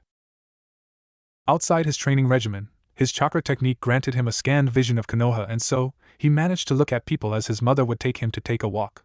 Whereas first he would be happy to able to see, he now wished he didn't. Every time he was on the streets, he would see people looking at him with disdain and hatred, but for reasons he didn't know. Upon asking his grandfather once, he saw some hesitation on the man and his heart was beating faster than before, like he was trying to cover the real and ugly truth. How did Naruto learn to see these things?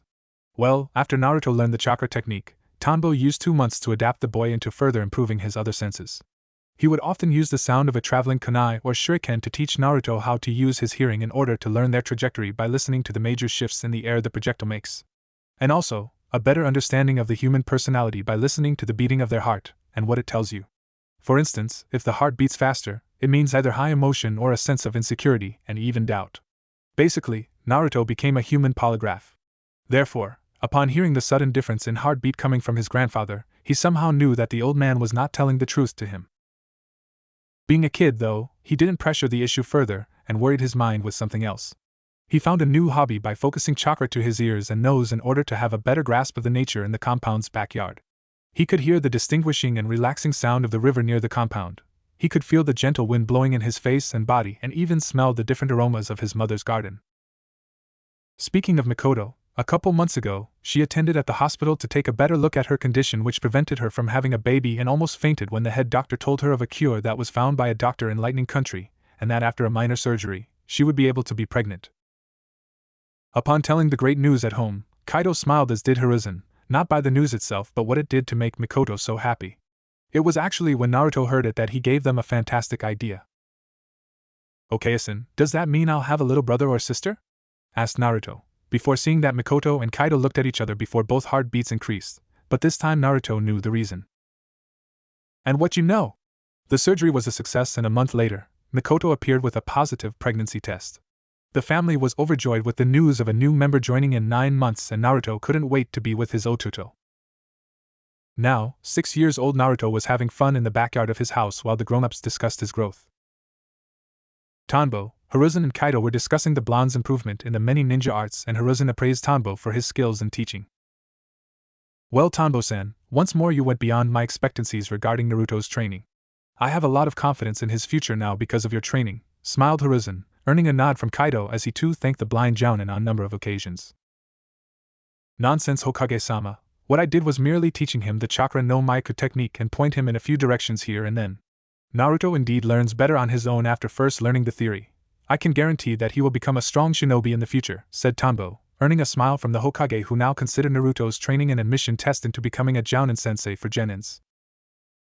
"Well then, since you managed to train Naruto like you did, I will grant your wish, Tanbo-san. As of tomorrow, a new crop of genins will graduate, and I'm placing you as a jounin sensei for one of them," ordered Hiruzen, before seeing Tanbo bow in respect to the old man. Actually, the blind jounin was finding hard to contain his joy at being granted a team of genins. Teaching Naruto and seeing how much the blonde learned under his care kind of filled his heart with pride, and he knew he could do a good job with the new genins. "Thank you, Hokage-sama, I shall not disappoint you," said Tanbo. "Nonsense, my friend. If what you did to Naruto is any indication, then you'll do wonders for the new genins. Report to my office tomorrow to choose your team," ordered Hiruzen, earning a nod from Tanbo, before he vanished from the house and appeared at the garden where he knew the blonde would be, thus leaving Kaido and Hiruzen alone to discuss another issue regarding Naruto. There's another aspect of the fact that new academy students will graduate, and the fact that a new crops of students will join the academy, so they were discussing the possibility of little Naruto attending the academy in order to socialize with children his age. Of course, that was easier said than done, since no matter how much the blonde was accustomed to his lack of sight, the chances of Naruto being bullied because of this was indeed high. However, while such a fact remained, also the academy was Naruto's final test to lead a normal life despite his blindness. Knowing how to socialize, how to deal with those who only wish him harm, amongst other issues were and still are considered vital for a child to grow into a respectful adult. So, even though Naruto may have his respective hardships in life, both father and grandfather were confident in his abilities when dealing with whatever appears in front of him. With Naruto was feeling nature around him, where the sound of leaves suddenly converging to a particular place alerted him to a new presence. Now, by instinct alone, Naruto activated the Chakra no Maiku technique and saw the shape of his sensei behind him with his arms crossed, and a smile could be seen. Naruto smiled in return, before getting up and turning to face the blind Jounin, even though it didn't matter much, seeing that his chakra technique granted him an all-direction vision. "I see you grew accustomed to the technique, Naruto-kun, that's good," said Tanbo, earning an energetic nod from Naruto. Thanks Tanbo-sensei. So, what will we be learning today? A new jutsu perhaps? Asked Naruto, before seeing Tanbo laugh at the boy's growing enthusiasm. However, his face soon turned to a serious demeanor, as the news he was about to give may be a little too much for the boy to handle at the moment. He damn well know that once a blind person gets accustomed to a certain someone, it's hard to hear that said person won't be able to be with him anymore. But just like time, one must move on, and Naruto needs to experience new things. Not today, Naruto-kun, sorry. In fact, I came here to say that there isn't much for me to train you that you couldn't accomplish on your own in time, or either by a much more skilled sensei than me. My goal was to tutor you in how to overcome your blindness and train you in the basic ways of a shinobi. From here on out, you'll be learning new things, possibly from another Jounin or at the Ninja Academy, said Tanbo, right before his heart felt for the blonde the minute he saw the sad look on Naruto's face at the revelation. You're leaving, Tanbo-sensei, why? I thought we had a great time together, said Naruto on the verge of crying, but he was surprised to see Tanbo in front of him, while kneeling to meet Naruto's level, before caressing the blonde's head. Of course, our time together was great, Naruto-kun, and I'm immensely proud of your achievements. However, as a Jounin of this village, it will be needed of me to perform duties for Konoha. Also, you're growing as well, Naruto. There will be the time when you earn your Hitite and become a genin together with those your age, and then, Chunin, and so forward. We have to be on constant movement, in order to perceive the bigger number of life experiences as possible. I'm not saying that I'll be gone forever, we are no longer sensei and student, but we will forever be friends as we share the same burden, Naruto. Every time you are in need to either talk or train, you can always come to me, okay? Explained Tanbo, thus managing to control Naruto's tears as the blonde displayed a smile in appraisal. Now Naruto, seeing as this is our last day as sensei and student, how about we go for one of our travels throughout the village's buildings? You always said that it was like your own playground, isn't it? Smiled Tanbo as he saw the blonde's happy expression.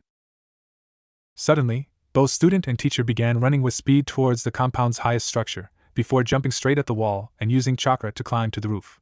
Instantly, Naruto activated the technique and he saw the vicinity and a near building to his northeast, before he did a barrel roll towards it, thus landing perfectly before continuing to run towards the next set of buildings. Quickly focusing chakra to his feet, Naruto jumped high into the air, passing 2 buildings, before seeing a pipe that would go all the way down to the ground as he climbed onto it, and sliding all the way down as he somersaulted to the air, using his hands to grab a pole before flipping a couple times, and then throwing himself in the air once more towards the next set of building, before landing on one. He looked at Tanbo and then began to display a genuine smile. Another hobby he had was to treat Konoha like his own playground, jumping through rooftops, sliding through pipes, and using poles to somersault to the air.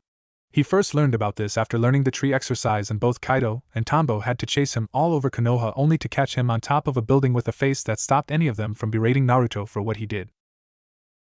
Grow strong, Naruto. I'll enjoy seeing the shocked look of everyone upon seeing what you'll be able to accomplish in the future, said Tanbo, earning a nod from Naruto as he suddenly engulfed Tanbo in a hug.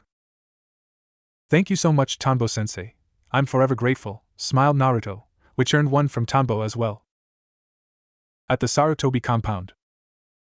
After arriving from work, Hiruzen turned to his relaxing chair for comfort while smoking his pipe. He had to smile at the memory of enlisting Naruto at the academy next year. He also made sure to send some of the school material to be written in Braille so that Naruto can fully grasp everything taught at the academy. What feared him, though, was the Chunin teacher responsible for Naruto's education.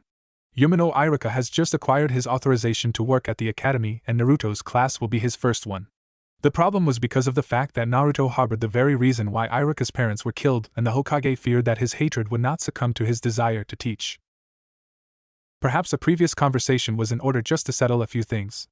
Hiruzen wasn't planning to convince Iruka to let go of his hatred towards the Kyuubi, but rather tell him to treat Naruto just like any other student. Focusing on other aspects, Hiruzen remembered that this next crop of academy students happened to be the one with offspring of all the major clans of Konoha: Yamanaka, Nara, Hyuga, Uchiha, Akimichi, Inuzuka, Aburame, and now Sarutobi as well would have their respective representatives at the academy. Also, the Hokage had high hopes for this new crop because of what the respective fathers and mothers were able to do for Konoha. He knew from the Nara clan that Shikamaru was showing signs of inheriting his father's brains, but also his father's lack of enthusiasm, which earned a chuckle from Hiruzen. Others like Yamanaka Ino, Aburame Shino, Inuzuka Kiba, Hyuga Hinata, and Akimichi Chuji displayed the very intention of following their respective fathers' footsteps and no doubt will continue the respective clans' tradition, thus protecting the village possibly better than their fathers. Now, Naruto will join this group of gifted individuals who in time will grow to become the next guardians of this village. Also, Uchiha Sasuke, Fugaku's second son, would join as well this year, and if he follows the same path of his brother, then another prodigy would join the village ranks soon. Speaking of the Uchiha clan, Hiruzen couldn't help but fear that something would happen inside those walls. The Umbu couldn't discover much about any possible ill intentions regarding the village, but the Hokage figured it was just a matter of time if his instinct doesn't fail on him, and so far, it never did. Suddenly hearing footsteps coming from the stairs, Hiruzen saw his lovely daughter. She was rubbing her belly as in a motherly desire to protect her soon-to-be second son. "Hello, father, I see you're quite happy today. What happened, if I may know?"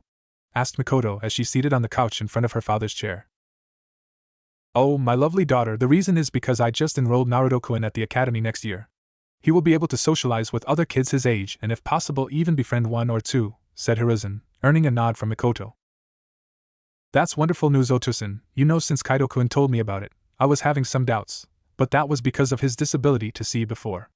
Now, though, with Tombo's help, Naruto-kun managed to overcome the blindness. I only hope no one bullies him because of it, you know. Kids can be very mean when they want to be. What about the teacher, is he okay with our Naruto?"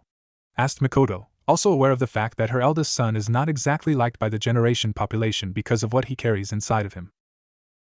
"Yumino Iruka is a skilled ninja and I have no doubt he is a skilled teacher. I just have to talk to him about Naruto, seeing as what happened to Iruka's parents because of the fox. Don't worry though, my dear Mikoto, Naruto will be in safe hands, that I promise," said Hiruzen, earning a nod from Mikoto, who in turn offered her father a cup of tea, since she was about to make some. Then, once more, Hiruzen was alone in the living room, but not long before he saw the bundle of joy that is his grandson literally sliding down of the stair rail, before landing right next to the Hokage.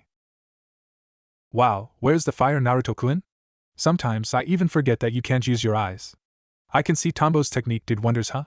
smiled Hiruzen, to which Naruto nodded, even though the boy wasn't exactly facing others while talking yet like Tombo does, probably because no one ever told him to do so, but in time, he would learn. "Well, Ji-chan, I kind of overheard your conversation about the academy thing I'm going to next year, and I'm really excited. Just you wait, I'll be the best ninja ever and prove to everyone that just because I'm blind that does not mean I can't become a ninja," said Naruto, before seeing with the technique that his grandfather was smiling and nodding his head as in concurring with his assessment. After 2 years of training with the Chakra no Maiku technique, activating it was almost like second nature to the blonde, to the point where he would use it pretty much all the time, well except when he was reading, seeing as the technique couldn't read kanji. But other than that, Naruto no longer needed to worry about it. Suddenly, a new person entered Naruto's field of sight and he turned to greet his lovely and beautiful mother with a captivating smile that would send any woman to madness, and how cute he was, even though his lifeless green eyes were still visible. "Naruto-kun, go wash your hands because dinner will soon be ready," said Mikoto, before seeing Naruto nod and walk towards the bathroom to wash up. Dinner was uneventful with the exception of Naruto displaying his uncontrollable enthusiasm, before receiving congratulation words coming from both his parents and uncle, as well as sharing some stories about their time at the academy. Naruto had a good time, especially when he heard his uncle Asuma recall an event when he used to chase a now senior Chunin called Kurenai, and she would just blow him off all the time. After dinner, everyone went to their respected rooms to rest for the night, leaving Kaido, Hiruzen and Asuma alone in the living room to discuss some issues. "Otosan, are you sure it's wise to send Naruto-kun to the academy unsupervised? As I recall, the Chunin teachers are young enough to show resentment towards Naruto for that event in particular," asked Asuma, before seeing a sigh escape the elder Hokage's features.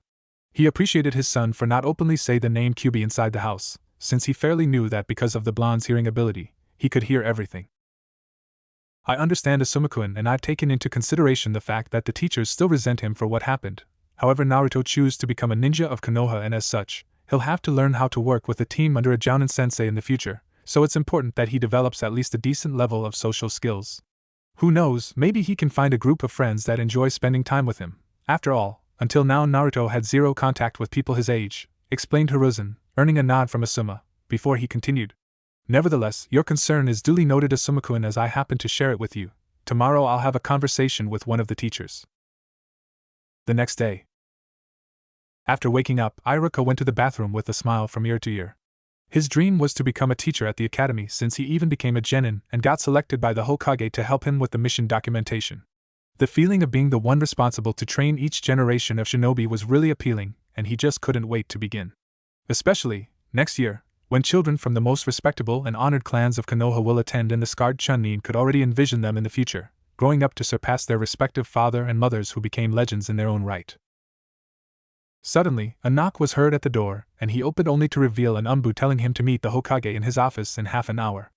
After accepting the message, Iruka closed the door and once again smiled in anticipation of what the Hokage wanted to discuss with him, probably some guidelines and special orientations for each respective clan member that would attend the academy next year. In a couple of minutes, Iruka was already zipping up his vest and leaving his rather small but cozy apartment towards the Hokage's office, where he would be officially appointed as next year's Chunin teacher at the academy.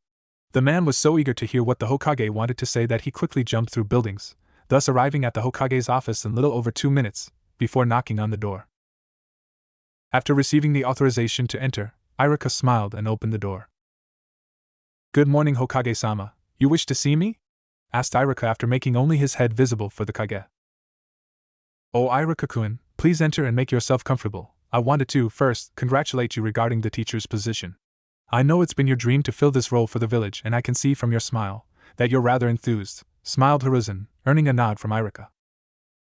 "I appreciate it, Hokage-sama. Indeed, it's been a dream of mine in order to teach this new generation and the future ones as well. May I ask, Hokage-sama, who was nominated for this year along with me?" asked Iruka, before seeing as the Hokage grabbed a gray book. "Well, your old teammate Tuji Mizuki was as well, but he's in a long-term mission for the moment, so he'll join you 6 months from now. Until then, Fanino Daikoku will be his substitute," answered the Hokage, earning a nod from Iruka. "And, in case you don't know who Daikoku is, he was the academy instructor to whom Uchiha Fugaku talked to on Sasuke's first day at the academy." "Okay then, Hokage-sama, do you wish to discuss another matter or?" asked Iruka, but stopped once he saw that the Hokage was about to speak. "Yes, there is still one matter of utmost importance, and I'm afraid it cannot hold, Iruka-kun," said Hiruzen as Iruka nodded, meanwhile somewhat worried about the sudden serious visage of the normally kind Hokage. Time skip, first day at the academy. After the alarm alerted him to the time, Naruto literally flipped off from his bed and landed safely on the floor. He went to do his normal routine, which by the way didn't even require the technique usage since he was already accustomed to the whole procedure. Nevertheless, unlike every routine, Naruto went through everything with a broad smile on his face. What caused him to smile was that today was to be his first day at the academy, and he would have the opportunity to meet people his age. Indeed, growing up with his family was wonderful, and he thanked the heavens that they took care of him and gave him comfort. But the blonde found that he lacked in any social interaction with those of his age. That was why almost an hour and a half before the academy was to start, Naruto was already pestering his mother for his breakfast. Makoto, though, smiled at the blonde's enthusiasm and made an omelette a la Naruto with 2 eggs, ham, tomato, and some cheese accompanied by some warm milk and some orange juice.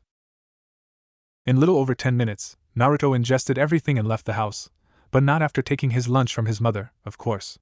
Because of the early schedule, Konoha was pretty much empty save for the shopkeepers who were looking at the clocks to open their business, and a couple of people who just enjoyed waking up early. Immediately jumping towards the next set of building, Naruto activated his technique and immediately scanned images were being transmitted by chakra as he performed some acrobatic movements on top of the buildings, rails, pipes, wherever he felt like, because Konoha was just a big playground to the kid. He didn't take long to arrive at the academy building before entering and looking to his left to see a paper with what appeared to be kanji written. Frowning in frustration, Naruto grabbed his backpack that contained his braille-written books and a separate sheet of paper that contained instructions for him to follow towards his class's location. After 2 sets of stairs and a couple of doors to the right, he stopped in front of the third, before opening the door. The room was empty as expected since the blonde arrived an hour early. Noticing that he could pick any of the desks available, he decided to pick the one on the second row, being the second desk on the right side. After seating, he placed his material on top of the desk and patiently waited for either the teacher or another student. Suddenly, the door opened and a person with a Chunin vest entered, before heading straight for the board to write something. Although Naruto couldn't read with his technique, Tanbo and Mikoto managed to teach him how to use together his advanced hearing and his seeing technique in order to know what the teacher was writing. The advanced hearing served to hear the sound the chalk makes, and the seeing technique was to follow the teacher's hand, hence how Naruto understood the man's name, Yumino Iruka. The sound of Naruto's grin alerted Iruka of his presence, and the teacher turned to avert his gaze at the sudden and strangely quiet presence. However, it didn't take him more than 1 second to change from a cheerful expression to that of a man trying his best to remain neutral, but failing miserably. Instantly, memories of his conversation with the Hokage appeared. Flashback on. Iruka-kun, next year the majority of the clans will be sending their offspring to attend the academy, so you understand this class' importance? Asked Sarutobi, before Iruka nodded and the old man continued. Well, my grandson will also be attending next year and he's the major reason of me calling you here, Iruka. His name is Sarutobi Naruto and by your shocked face, I can see you already know who he is, said Sarutobi, before seeing the once surprised look turn into one of pure hatred, similar to those shown by the general population. Iruka, I understand you hold resentment to what happened to your parents because of the fox, and normally, I would focus my strength in convincing of the fact that Naruto and the Kyuubi are different beings, although they share the same body, but I won't. Please bear in mind that this is not only an order from the Hokage but also a request from an old friend. You were appointed for the job as teacher at the academy and you're supposed to treat each student equally, then treat Naruto just like any one of the students you have under your charge, said Hiruzen, before seeing Iruka frowning his features at such a request. With all due respect, Hokage-sama, that fox killed my family and left me to grow up alone. I just can't look at your grandson and forget that he harbors the very creature responsible for my misery, said Iruka, before seeing a sigh escape Sarutobi's lips. I see. Like I said, I won't force you to acknowledge that Naruto is not the Kyuubi and vice versa. However, taking into account your answer, I'm afraid I'll have to issue an order to you, Iruka-kun, not to treat Naruto any different than you treat the other students, ordered Hiruzen, earning a nod and understanding from the scarred Chunin, before he got up and left the room. But not after requesting for dismissal by the Hokage, which was granted. Flashback off. Just by looking at him brought back the pain he felt throughout his life growing up. Iruka didn't even take into consideration, though, that his eyes betrayed every bit of neutral treatment. And so, he was quite surprised when the blonde spoke. I can see that your eyes are similar to everyone in the village, said Naruto while looking down while questioning why the hell do people look at him like that. Iruka, though, was taken by surprise at how his emotions betrayed both his profession as a shinobi and a direct order by the Hokage. Excuse me, why do you say that? Asked Iruka. That old look of hatred I've seen people giving me for the past 2 years of my life. Every time I go out on the street, I see those eyes filled with negative emotions like hatred and malice, and I can very well feel it's directed at me. They don't even pretend to disguise it, and you don't as well, said Naruto as he continued to look down in clear sadness. Iruka to his part looked intently and noticed the Kyuubi container's eyes. They were green eyes and devoid of that usual innocence every child possesses. Immediately, Iruka was somewhat filled with a sad feeling. Even though the scarred Chunin still harbored unconditional level of hatred over the Kyuubi, he couldn't help but feel rather unnerved by those lifeless eyes. The scarred Chunin was surprised when the bell rang and the rest of the students barged in the classroom, before seeing some of them pick up seats. He turned and went to his table, but Naruto's eyes will be forever kept in his mind as a reminder of the possible fact that an innocent infant was drawn on this mess without so much as having a choice in the matter. 2 years had passed ever since Naruto's first day at the academy, and things were heading for a much darker course than anyone who knew the blonde could have anticipated. Sure, it was a fear everyone shared when Naruto first learned how to see using chakra, but his family couldn't anticipate the level of hatred displayed by the villagers directly at the once blonde bundle of joy. His teacher Yumino Iruka settled down somewhat and managed to treat Naruto just like any other less important student among the classroom, even though the blonde's grades placed him on the clan heir's level. However, the rest of the village would just look at him with death glares, filled with hatred that even Mikoto had the urge to run away from fear of her life being taken just by standing next to Naruto. At that specific date, October 10th, mother and son went to the market near the Sarutobi compound to purchase some milk and baby food for little Konohamaru, who was born a year ago. Mikoto, at the time, figured that the date itself was the cause for people's hatred, but after consulting with her father, she was proven wrong. It was every day, when she would pick Naruto at school sometimes to surprise him, she could very well see the parents glaring daggers at the boy, more like glaring at what the boy housed inside him, without his knowledge. Everywhere he went, people would look at him the same way, and it was starting to affect Naruto's personality. Whereas before he couldn't wait to go outside and travel throughout the big village, now he was dreading it every day. The technique Chakra no Maiku was, at first, a gift from the heavens. Now, though, Naruto wished he'd never learned this damn technique. Everywhere he went, he could sense the people's feelings towards him, and all of them were pretty much the same feeling of loathing, and even a few with enough killing intent that would send a child his age to run for dear life. Speaking of killing intents, and since the boy wasn't restricted inside the Sarutobi Manor anymore, he was wide open for attacks, and no one was there to protect him. However, they were soon stopped by a lone Umbu member with a weasel mask that always protected Naruto, no matter what happened. One time, though, the Umbu wasn't there and Naruto was all by himself returning from the academy at night. He was a few kilometers away from his house when it happened. Four shinobis, at least what the boy could see from the Konoha headbands on their foreheads, came and brutally attacked his body with kicks, punches, and even low-level katan jutsus that meant to severely burn his limbs. Naruto was only found the next day by his surrogate father, who was looking for the blonde nonstop since the day before. And for those who were wondering about where Itachi was this time, try remembering a little about what happened in canon and you'll figure out. Since the attack happened, the blonde created a distance from his family, meaning the only ones who, according to the boy, still loved him. He would on occasions hide up in a tree on the back of the Sarutobi compound from fear of seeing those looks once more. He couldn't understand, though, why this was happening, why everyone loathed him like some sort of pariah, why people would even go as far as hurt him for it. All these questions plagued in his mind, and he even voiced it to his grandfather, but once more Hiruzen tried to dissuade the question.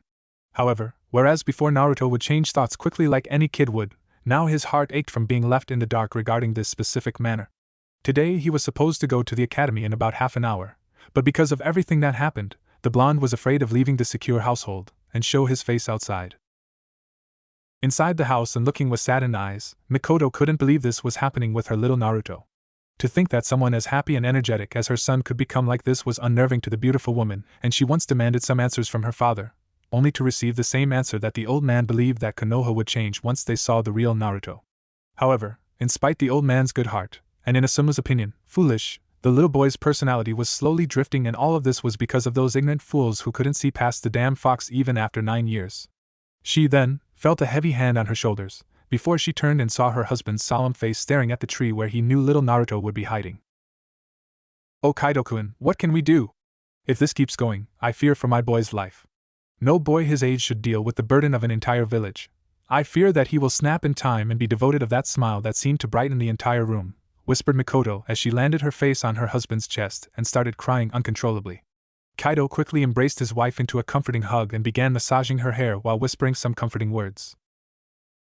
"I share your fear, Mikoto-chan, I really do. He is only 9, the amount of people looking at him is enough to make even me uncomfortable. I fear that by the end of the academy, if not sooner, our boy's mind won't be able to cope with such hatred," said Kaido, earning a nod from the woman, who then left the embrace and wiped off some of the tears that started falling from her eyes. She was afraid of this also, that it would be much for him to handle and his mind and heart become shut for any outside experience that could harm, as a sort of body defense mechanism. Back to Naruto, his technique allowed him scenes of his parents talking. He could feel what they felt, though. Both of them were presenting fear, but for what? Were they just like the others who looked at him? No, the blonde hit himself in the head, not allowing for this particular thought to wander any forward. They are his family, they are the only ones that don't look at him as if he was some sort of monster, and no matter what happened, Naruto smiled upon knowing that he could always depend on his family for guidance. Gaining a sudden confidence, Naruto got out of the tree and grabbed his bag before leaving the house with conviction written on his face. The blonde then proceeded through the same path he always did in order to avoid the onlookers on the streets. He would jump through rooftops, focusing more on chakra control so as not to utter a single sound, thus travel without anyone noticing him. The blonde even went as much as conceal it, since a couple of shinobis were heading his way and the boy wouldn't even allow people to catch him unguarded, not anymore. As the blonde watched the shinobis leaving, he was wondering about the future that leads before him. He was still unaware of why people treated him the way they did, but one thing he was certain about. He wouldn't let anyone step on him anymore. He didn't do anything to deserve according to his recollection, so no one has the right to treat him like this. From now on, the blonde would expand his chakra senses in order to never get caught by surprise. Just minutes before Naruto was caught at the time, he managed to feel their chakra capacity, and concluded it to be nowhere near either his father or his sensei, so they couldn't be stronger than a genin-level ninja. He wasn't sure if he could beat any of them, but he could damn well escape them by using his agility, and his ability in traveling throughout the village's hidden places to arrive at his house. A few minutes later, Naruto was already in front of the academy where his senses spotted a great number of students roaming around, talking with one another. As he slowly walked towards the entrance, his sensitive ears caught some whispers. "There he goes again. Father told me to stay away from him. He's a bad influence, and you should too." "Yeah, my mother told me about the atrocious acts of the Q." "Sure, we can't talk about it, remember? He sure is unnerving, and those eyes just creeps the hell out of me." The boy remained neutral this time, but he could hear everything. One word, though, kept playing in his mind. Q. That name was familiar, Naruto remembered. He was searching his mind for anything he learned in history lessons that began with these syllables. Suddenly, though, the name appeared on his mind. Kyubi no Yoko, he remembered, was the demon fox that terrorized the village 9 years ago and was defeated by the Yondaime Hokage at the cost of his life. But why would those girls talk about the Kyubi when looking at him? This was the key question, and the boy was now on the lead here. He could feel it, he was getting closer to the truth, and now he wouldn't rest until the secret that everyone kept from him was revealed. Once inside the classroom, he looked at those that already arrived. As usual, the Nara clan heir was sleeping on his desk and the Akimichi heir was eating the usual bag of chips. The sound of barking came to him as well as the image of Kiba playing with his dog, generated by chakra.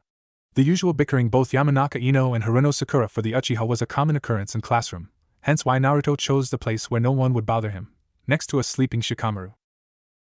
The blonde was already accustomed to having no friends whatsoever. None of his classmates wanted to socialize with him, even going as much as verbalizing the same talk that their respective parents told them not to be around him. Naruto took it hard the first time, since he wanted nothing more than to socialize with children his age. However, after a while, he got used to it, and remained quiet the entire class, just focusing on the teacher's lectures and practice exercises. Shikamaru as well as Abirame Shino were the only two who, different from the others, just didn't do anything to him. When the teachers entered, Naruto managed to visualize Yumino Irika entering the classroom followed by Naruto's most loathed individual Tsuji Mizuki. If Naruto could point out the one person he actually hated, it was this man. The hateful glares, he could take and was already used to, but having to dispel a great number of genjutsu on his tests was just plain ridiculous. One of the advantages of Naruto's technique was that he could see both the illusion image and the real one, so he didn't have much trouble in dispelling. Nonetheless, the man did everything he could think of to make the blonde fail at the academy. Even in practice exercises, he would use advanced taijutsu katas against Naruto so that he would fail. However, the Saruken allowed some improvised moves, hence why Naruto always managed to dodge Mizuki's attacks, much to the man's chagrin. As the class settled down, each of them received from Mizuki the final test of the year, which was obligatory for advancing to the next year. And as usual, Naruto got a much harder test than the others. Questions like shuriken trajectory, history questions about subjects he was still due to learn next year. And just like every time, Naruto would raise his hand and ask for a different test since he got the wrong test. Irika, then, came and checked the questions with a scowl on his face. This was starting to become annoying, the teacher thought. For some reason, Naruto always got a different test than the others, and strangely enough, he always saw Mizuki with a not-so-pleased look. "Sorry, Naruto, here is the right one," said Irika, as he placed the real exam for the blonde to read. The Hokage's office. Smoking patiently his pipe, Sarutobi Hiruzen was considering the last couple of months and the tragic event of the Uchiha massacre. The man couldn't help but frown in dismay from not figuring this out earlier. The Umbu mission investigation came up with nothing that could imply what happened. Now, because of the act of one of his best Umbu members, the entire clan was vanished, save for little Uchiha Sasuke. Just remembering how much the Sharingan helped to protect the village all those years was enough to make Sarutobi nervous. He never enjoyed depending too much on bloodlines, but no one could question the Jujutsu's efficiency in battle. Now, though, the most powerful ninja in Konoha would have to adapt his forces without taking the Jujutsu into consideration. No problem, though, he reasoned. The shock of those lost was way more important than Sarutobi's little predicament right now. Putting that thought aside for the moment, he picked his all-seeing ball and focused chakra on it. Suddenly, the image of his surrogate grandson appeared taking the academy test. He could see the blonde passing his finger through the braille text, before answering the respective question with ease. Sarutobi had the urge to smile since Naruto loved reading since he was a little kid and the village history was his favorite subject. With Naruto. After a while, Naruto got up and handled the test for Irika. He needed to give to Mizuki, but instead, he gave it to Irika. He then left the academy and went straight to his house where he would find his history book written on braille. Once more, he jumped towards the next rooftop and proceeded this way towards his household. Occasionally, He would hide behind one large tower upon sensing two high-level chakra shinobis passing nearby. Afterwards, he continued his trip towards his home, before running up to his room and closing the door. He thanked someone up there because the house was empty, before he took the book and started reading. He, in short time, found the passage about the Kyuubi and started reading with enough attention in order to avoid passing through some vital information. He passed through the fox's description and who was responsible for the fox's defeat, since he wouldn't find anything here. As he passed the fingers through the braille text, the blonde suddenly stopped once he got information regarding the date of the fox's defeat. October 10th. It was the same date that he was born and the same date that he would have to double his chakra sensory ability because of so much people openly glaring at him. What sort of connection does he possess with the Kyuubi no Yoko, and why he was born the exact time of the fox's defeat? As more Naruto read about it, more questions came to his mind. People often would call him demon, but he couldn't be it? Could he didn't recall doing anything of what he heard through whispers, and certainly, the boy wouldn't be able to level the entire village. He kept wondering about it the whole day, and it was now night time inside the Sarutobi compound. Everyone knew Naruto was in his room, but they decided to give the boy some time to cope with his everyday life. Suddenly, his door opened and the boy left the room. He needed to cry, he wanted to cry, but he knew his eyes were devoid of tears. He wanted to shout to everyone about what he concluded, but he maintained steady as he approached his grandfather. Jichan, said Naruto with a sad voice that alerted everyone's attention, until he finally let it out. Am I a demon? Asked the boy, before he sensed everyone's feelings of surprise and shock, meaning it was the truth. Naruto-kun, why are you asking this sort of thing? You're nothing different from any of us and you're certainly not a demon, you hear me? Asked Sarutobi, and Naruto could detect a certain level of insecurity on his grandfather's voice. Everywhere I go, people stare at me like they want to kill me, and even this one time, I would have if father didn't come and save me. When I go to school, one girl started whispering the name Q but was stopped by another girl who said it was forbidden to talk about it, explained Naruto, while Hiruzen's eyes were widening each minute and his heart was slowly increasing its beat, showing the boy that he was getting somewhat closer to the ugly truth. I came home and started reading about the fox, only to find out that it was dead the day I was born. I can't help but link all this information, Jichan. Am I really the fox demon that attacked the village 9 years ago? Asked Naruto, before waiting for an answer from his grandfather. The entire room went silent and everyone was staring at Hiruzen to figure out what to say to the blonde. Hiruzen was picturing every possible scenario in his head. Telling the blonde the truth about the Kyuubi and risk everything, or keep the information from the blonde until he has the right age. Keeping the information was perhaps the wiser choice, but this way, Naruto would connect the dots and think he is the demon, instead of just being its jailer. The old man sighed in defeat and looked at the blonde in front of him with a decision made. He would know the truth about the Kyuubi. At least he considered the boy adapt to learn the truth of what happened 9 years ago. He was hoping, though, that the blonde wouldn't connect the dots too much and ask why he was chosen to bear the Kyuubi's burden, because then, another secret would have to be told, and that one Sarutobi knew no kid was prepared for. Hiruzen took a moment to breathe in preparation for the boy's reaction and looked at him. He explained to Naruto what really happened 9 years ago, and how the fox ended up being sealed inside his body. As he explained what transpired, the boy was slowly processing the idea into his mind. He heard how the fox was responsible for his losing his sight at birth and why everyone glared at him with angry looks, but the weirdest thing, according to the other individuals in the room, was that Naruto, not once, flinched or shouted during the whole explanation, and the fact that his eyes never changed, it made impossible for anyone to gauge his feelings. However, Naruto was shocked. He just didn't let it show much. Sure, it was better than being a demon, but he was in no way prepared to hear that he's the jailer that kept the fox at bay. That information alone took a while to sink in the blonde's brain, because of everything he perceived from the streets. People glaring at him, sending him hateful glares, and even some curse words about him being a demon. If what his grandfather told him is true, then why do people still treat him as if he was the demon reincarnated? The silence in the room was deafening and everyone was waiting for the blonde to manifest, to say something to express his frustration regarding the shocking news. Jichan, if what you said is true, then why do people look at me as if I were the Kyuubi no Yoko? Don't they know the truth of what happened? Asked Naruto, before his advanced hearing felt the old man sighing in dismay. His heart wasn't increasing its pace any longer, and was now somewhat steady. One thing you have to understand, Naruto-kun, is that the Kyuubi no Yoko was responsible for many deaths in Konoha. Husbands, wives, brothers, sisters, children, cousins, almost everyone that were alive when the fox appeared, lost their loved ones because of the attack. The pain of sorrow is easily substituted by a need of revenge, and since you're the one that housed the very thing responsible for their misery, explained Hiruzen in hopes of the blonde understanding the full extent of the village population's suffering. I know that you may not understand this fully, Naruto-kun, from being so young and just now knowing about the truth. Naruto then lifted his head as if to stare at the Hokage's face directly. His eyes told the Hokage nothing, and the man couldn't figure out if Naruto was angry or sad at what Hiruzen was explaining to him. Then, to the surprise of everyone in the room, the blonde gave an answer that none of them ever expected hearing from him. I don't understand their pain because I never lost anyone precious in my life. However, even though respecting their decision to hate me, I can't just play ignorant about this and just let people treat me or judge me the way they want to, just because the damn fox is inside me. From what you told me, for them is easier to vent their frustrations on me instead of dealing with their pain of loss, so the next time someone decides to attack me, I'll fight back, no questions asked, snarled Naruto, before giving his back to the shocked Hokage. The entire room fell into silence as the blonde marched upstairs, flaring his chakra everywhere. If what Naruto said shocked everyone, what happened next pretty much took all the breath in their lungs. A sudden dark aura began to envelop the blonde like it was a protective barrier, preventing any bad influence from reaching Naruto. To the inexperienced eyes, this revelation caused surprise and question on their faces, but to someone who survived 2 great ninja wars, trained 3 of the most powerful shinobi in the world, the Sannin, and is now for the second time Hokage of Konohagakure, Sarutobi Hiruzen's face was white instantly.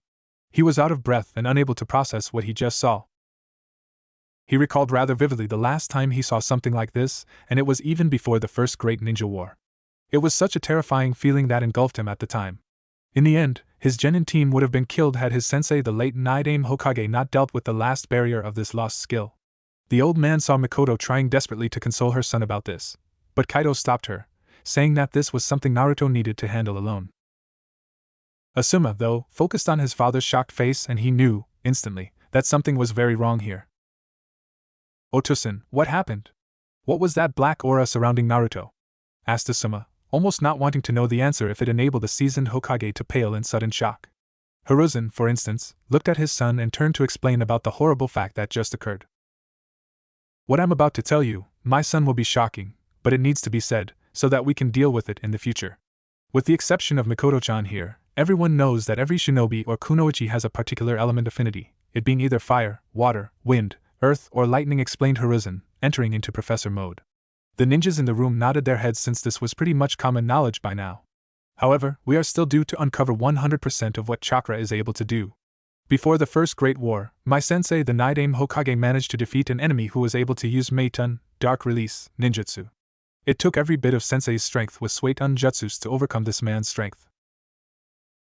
Meitun? I never heard of such a thing, and why are you mentioning this now? Asked Asuma, right now fearing whatever the old man's reasons are. I'm not surprised, since the last one died by the Naidame's hands. Outside the 5 usual affinities, there are 2 other affinities that are yet to establish their domain in our world. Light and Dark Chakra, Haitan, Light Release, and Meitun, Dark Release, Yin and Yang. As anyone might have already guessed, one appears when the person is pure of heart, and no matter what lies ahead, the heart remains pure. That's Light Chakra. On the other hand, the dark side appears with negative thoughts and feelings. I'm afraid that our Naruto-kun managed to use this ability, explained Hiruzen with a heavy heart. Mikoto, just by the mention of the word dark side, fell on the ground, suffering the pain her son must be facing right now. Asuma, though, wanted to know more about his nephew. What are the repercussions of using dark chakra, and why were you shocked? Asked Asuma, earning a sigh from Hiruzen. Now it's up to Naruto, I'm afraid. He could either use this ability to help people or to harm them. Our problem relies on the fact that the dark chakra's power increased once the user is either angry or feeling negative emotions. The man the Naidame fought wasn't a bad person, but he was able to control his anger enough to get more power of his attacks. It will depend on the boy's mind how to use this new power. I just hope darkness doesn't consume him entirely, concluded Sarutobi with the thought that he was getting too old for this shit. With Naruto. A while after lying on his bed, Naruto succumbed to sleeping instantly. He raced his mind about the ugly truth of what's trapped inside him and began to think about the reason behind the population's hatred towards him. His grandfather did explain about it, but Naruto just couldn't see why after 9 years, people still wanted him dead. He closed his eyes and let his body rest for a while. However, in little time, he opened his eyes inside a different environment. He was in a narrow corridor with water up to his knees. Looking up, all he could see were pipes going through multiple directions. Then it occurred to him that he wasn't using chakra, and yet he was able to see perfectly. He immediately figured it was some sort of dream, but he started walking nonetheless. Making turns, walking some more, and then turning once more to the left. His legs were pretty much taking him without his consent on the matter. It was like he didn't need to think the right way to go to. Suddenly, he entered a huge room. This time the water level decreased to his feet. He looked forward to see what appeared to be a prison with a white note strapped in its center. Where the hell am I? Naruto thought as he approached the cage and passed his hand over the seal and the bars. Suddenly, though, his instincts told him to jump just as 3 steel claws appeared out of nowhere, aiming straight for his guts. The boy then looked up to see some frightening pair of blood-red eyes looking at him as if he was this creature's next prey.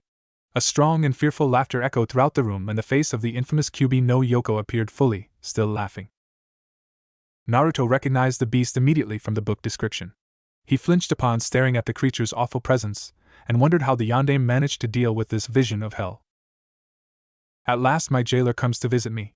I was waiting when you'd figure out the truth about why those pitiful apes look at you with such disdain and blind hatred, laughed Kyuubi, while seeing the boy suddenly frown at the fox just for it being there. By now, Naruto was getting accustomed to the fox's presence. However, the thought of being in a dream still crossed his mind, but Kyuubi just laughed and explained that this was the boy's subconscious mind. Just looking at your picture was enough to be afraid of you. I'm just having a hard time looking at you directly. Another thing that bothers me is how can I see without the usage of chakra, since you're the one responsible for me losing my sight, asked Naruto, before hearing a snort from the fox, more like displaying that he doesn't care one bit. As I said, here is your subconscious mind, so senses like vision don't apply here. Your mind arranges everything. Now Ningen, I want to discuss with you about your new set of skills. It's been a long time since one of your kind managed to awaken dark chakra, and I must say I'm impressed.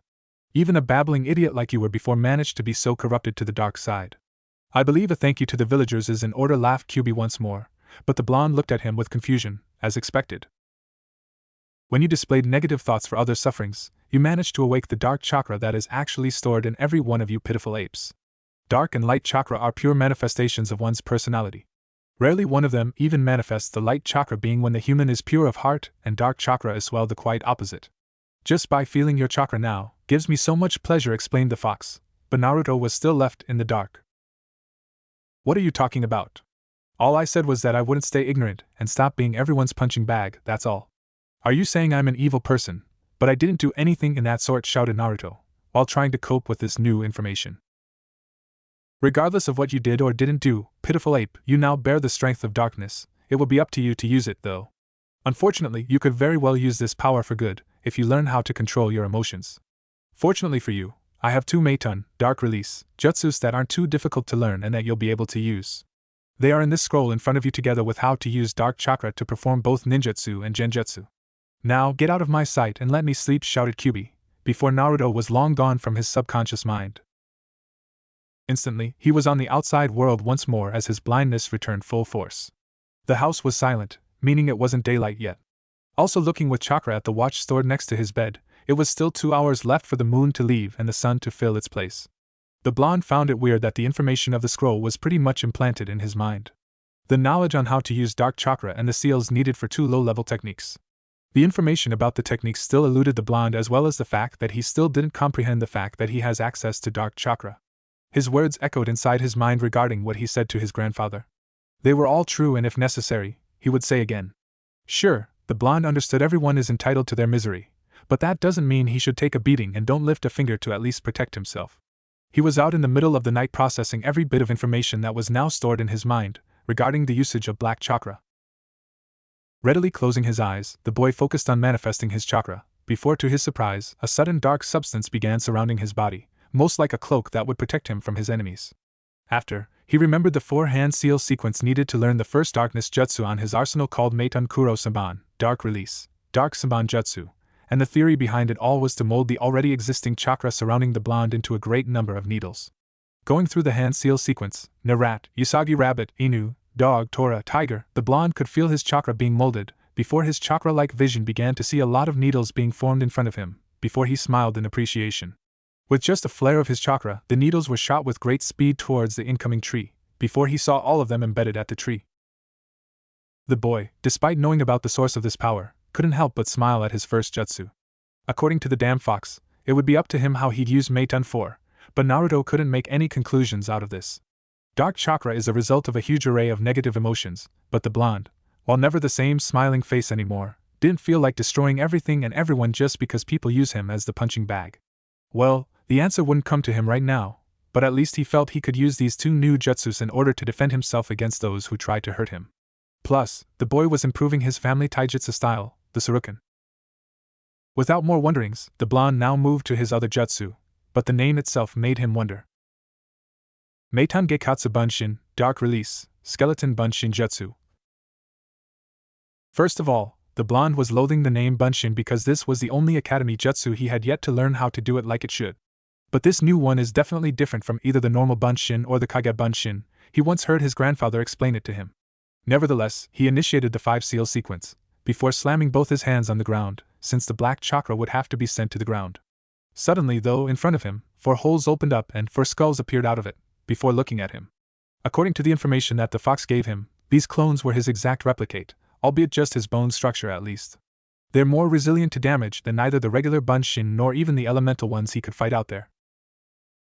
Well, another jutsu for my arsenal, Naruto thought as he dispelled the technique and the bones just fall limp on the floor, before the ground enveloped them. Smiling, the blonde practiced his 2 jutsus until the sun was up, with a smile on his face. Let's see those ignorant fools try their luck on me once more. 3 years passed since the discovery of Naruto's skills, and Sarutobi Hiruzen was, in his office, reading what appeared to be the 100th complaint made by the local population as well as some ninjas who were 100% sure of his grandson's acts of cruelty. The man knew better, though, than to believe in such biased opinions of the actual truth of what happened each time that his grandson ended up being involved. He knew Naruto to be the wielder of Meitan, Dark Release, but in no circumstances would the blonde start any direct confrontation against either civilians or shinobi. In fact, he even remembered watching in his crystal ball one day when a couple of genin decided to use his grandson as target practice, throwing deadly projectiles at him from a short distance. At the time, Sarutobi was impressed with the blonde's speed and ability to hear the weapon's trajectory, thus dodging them all with efficiency. The only problem was that after dodging all the incoming weapons, instead of only being in the defensive, the blonde did some hand seals for his technique, which the Hokage came to know as Meitan Kuro-saman, Dark Release, Black Needles Jutsu. The 3 genin were immediately admitted to the hospital and were off duty for at least a week until the last needle was removed. Besides that, Sarutobi remembered a middle-aged woman screaming to the heavens when she saw one of the blonde's skeleton Bunshin entering her store in order to buy some groceries. Hiruzen later learned that the same woman treated the blonde badly, refusing to sell anything to him, in hopes that the demon would die from hunger. Besides that, the blonde was having pretty much a normal life, well as normal as it could be in his situation. With his family, you just couldn't tell Naruto was angry, since the blonde enjoyed spending time with them, especially his little brother Konohamaru. However, the majority of the population and few shinobi were against any sort of contact with the boy, and even though Sarutobi issued a law forbidding from saying out loud, they continued on their quest to influence their offspring in order to avoid the demon, as everyone calls him. It only got worse, though, as Naruto's dark chakra became public knowledge, which helped to fuel the ignorant majority's opinion that the boy was the demon fox reincarnated and wouldn't take long to cause havoc throughout the village. Nevertheless, with his grandson's graduation date approaching, Hiruzen was hopeful that whoever it's assigned to take care of his training can hopefully mold his character as he goes through the shinobi life's tribulations.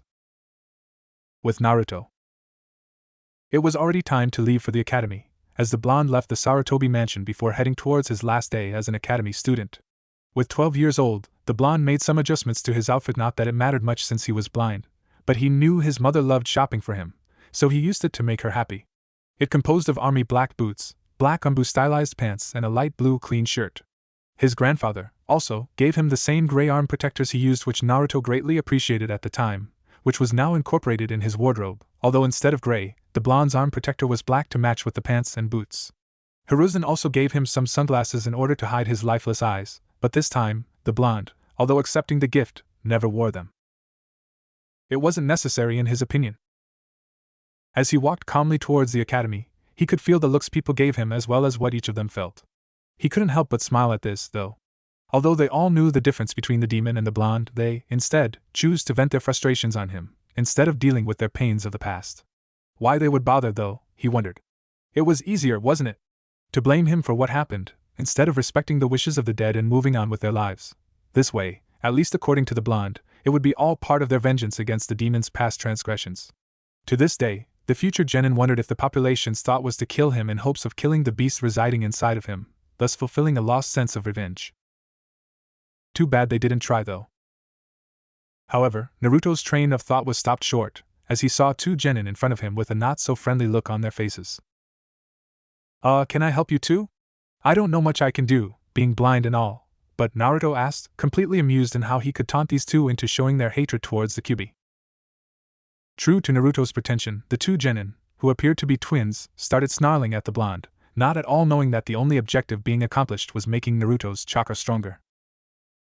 Okasan warned us not to kill you, but you deserve to die for what you did to our father, you demon piece of shit, shouted one of them, earning laughter from the blonde. Man, it's one ignorant fool after another. How many times do I have to spell it out for you all, Kyuubi? Geez, I thought you all knew by now. The twin genin, without a word, charged Naruto with the intention of doing the same thing Kyuubi did to their father, but before they could do another step, Naruto did a sequence of 4 hand seals, before slamming his hands on the ground. Meitun Jianggu, Dark Release, Dark Tendrils Jutsu. From the ground, appeared numerous dark tendrils which grabbed the twins from various places before it began to squeeze each limb, threatening to draw blood at any moment. Now, the genin anger, though, didn't subside as they glared daggers at the blonde for what he did to them. However, the tendrils seemed to squeeze their limbs even tighter, as Naruto continued walking towards the academy, but he stopped after a couple of steps forward, before turning to see the genin screaming in pain as the tendrils were drawing blood from their limbs. This technique is special and it won't dissipate until both of you manages to cool down your anger. The tendrils feeds themselves on negative emotions, and as long as you two continue to glare daggers at me, the tendrils will squeeze tighter, until either you die from the loss of blood or fall unconscious due to the lack of oxygen. I actually prefer the latter, but the former will occur if you don't take my advice soon. Whatever you do, though, it's up to you two, Naruto explained as he placed his hands inside his pockets and continued his way towards the academy. The people around, though, snarled at what the blonde did, even though they all knew who started the whole thing. Eventually, the Umbus who saw the whole thing cut off the tendrils, before arresting them for not only violating the third Hokage's law, but also from attempting a deliberate attack at an academy student. If it was one special group that sympathized with Naruto's cause was the Umbu Shinobi and Kunoichi. They all knew what the blonde goes through every day in the attempts on his life, even if so far, no one posed much of a threat to the blonde because of his skills. One with the hawk mask even remembered when the blind kid just knocked the shit out of a fresh out of the academy genin when he was about 10 years old. Hey, why are you arresting these two? They didn't do anything wrong, it was that brat that trapped them with his tendrils. The group of Umbus that were taking away the two prisoners stopped, and the one with the hawk mask addressed the man with a stoic demeanor, befitting of a respected shinobi of his position. I saw the entire situation, sir, and from what I saw, Naruto, the brat as you so call him, tried talking these two out of it first, but they didn't listen and charged instead. His act was purely in self-defense.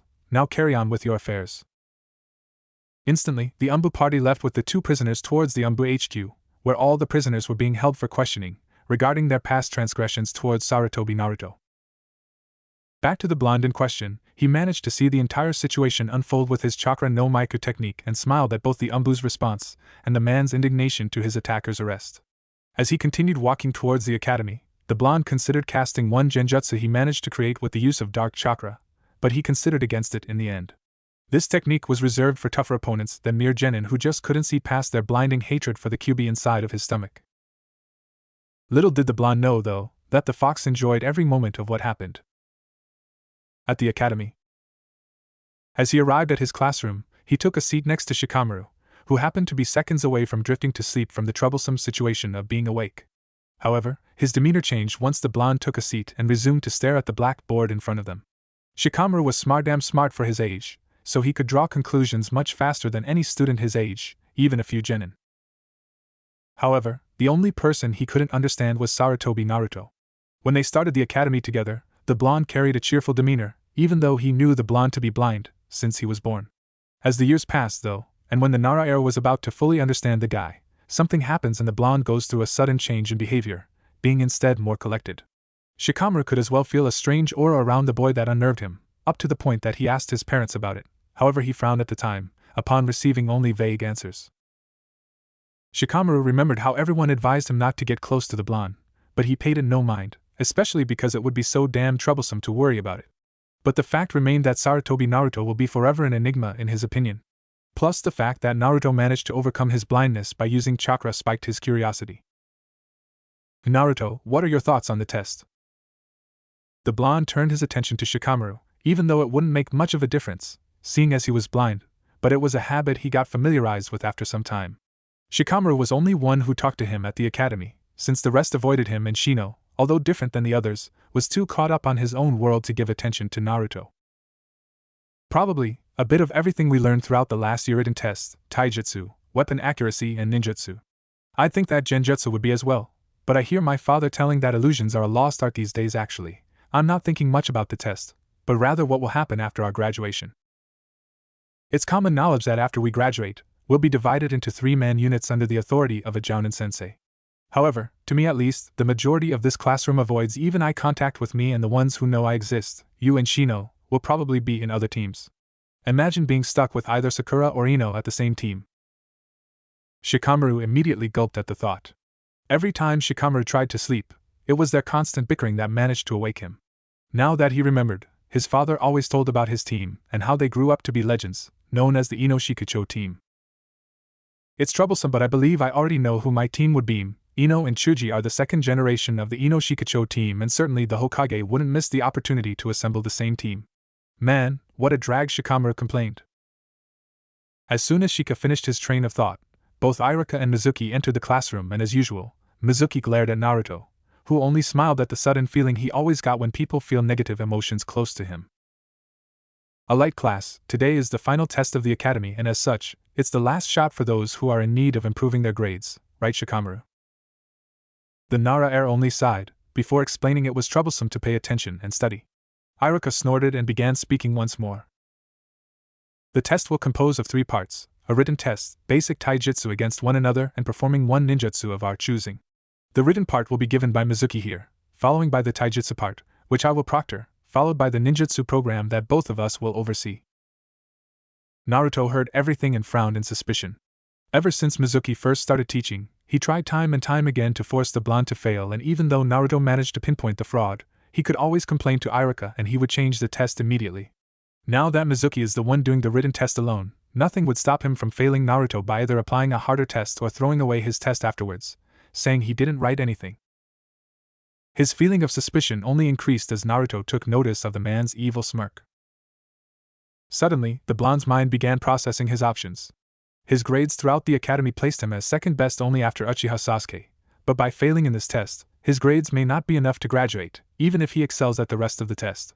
He needed to do something about the test, or else Mizuki would accomplish his goal.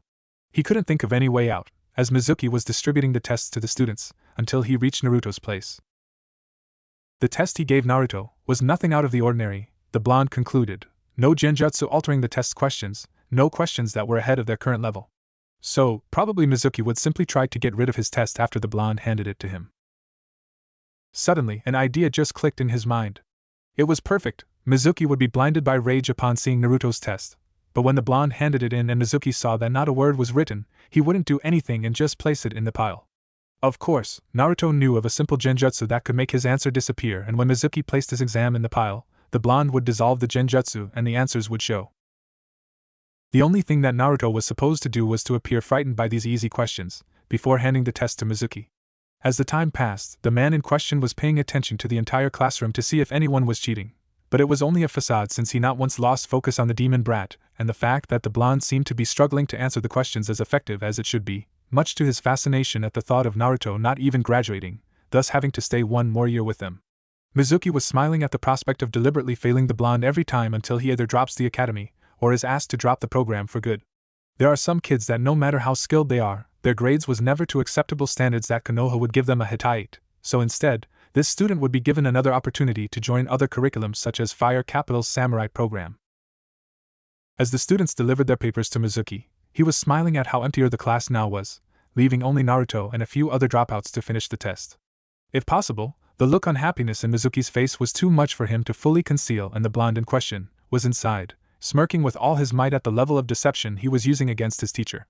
A few minutes, the blonde, on the outside, let out a heavy sigh in dismay, but inside, he quickly focused the necessary chakra for the genjutsu, before handling the test for the smirking Chunin instructor.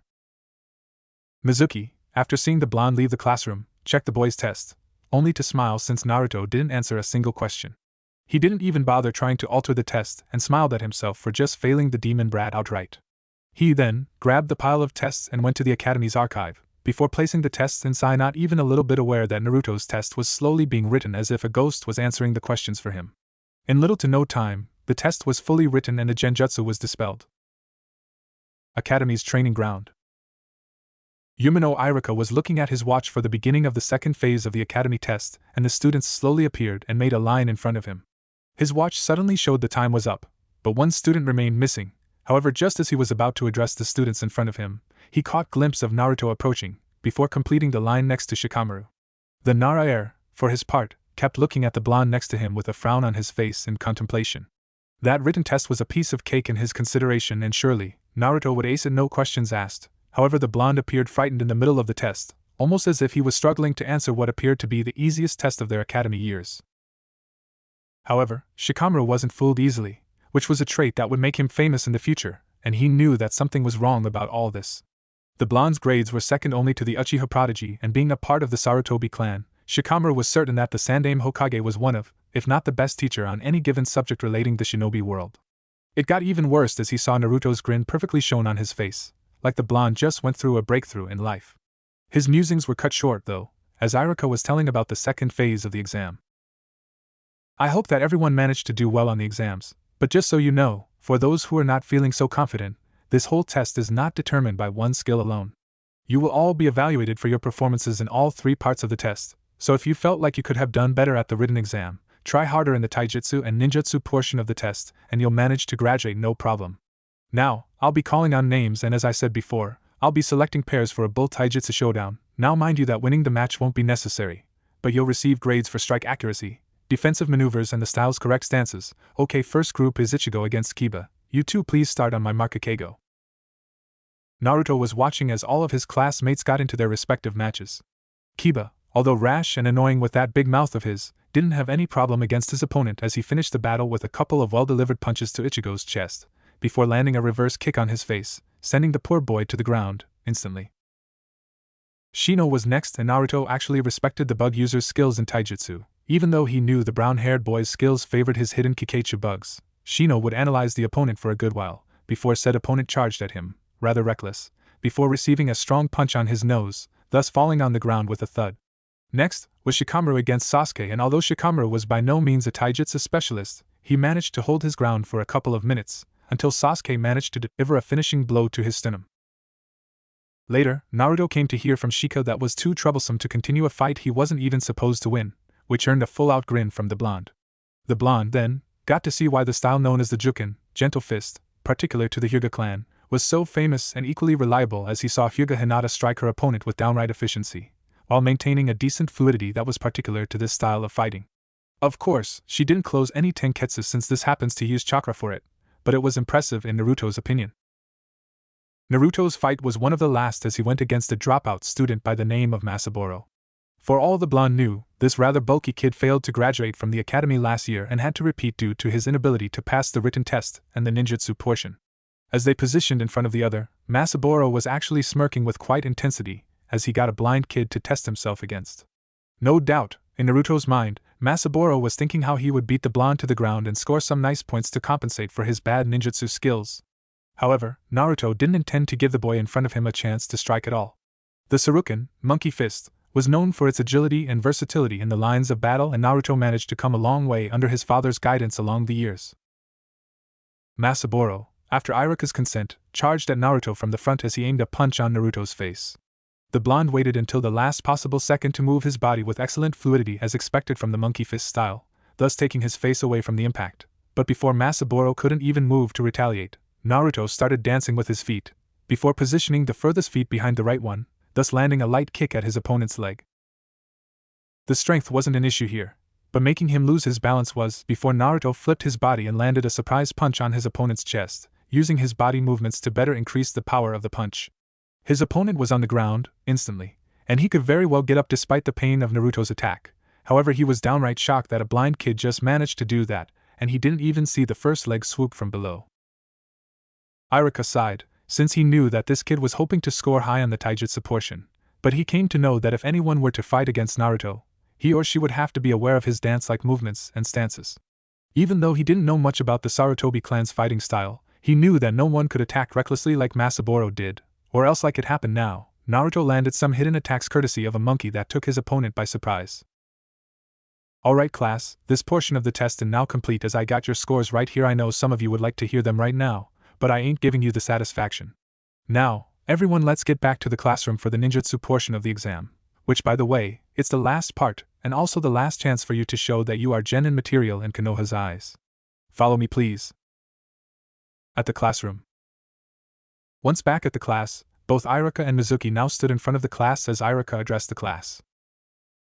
As I said, this is the ninjutsu portion of the exam, so each one of you will be called at the classroom next to this one by alphabetic order. Once inside, you'll be asked to do all 3 of the jutsus learned so far, the Bunshin, Kawarimi and Henji no Jutsu. Okay, first on the list is Aburaim Shino, please come with us.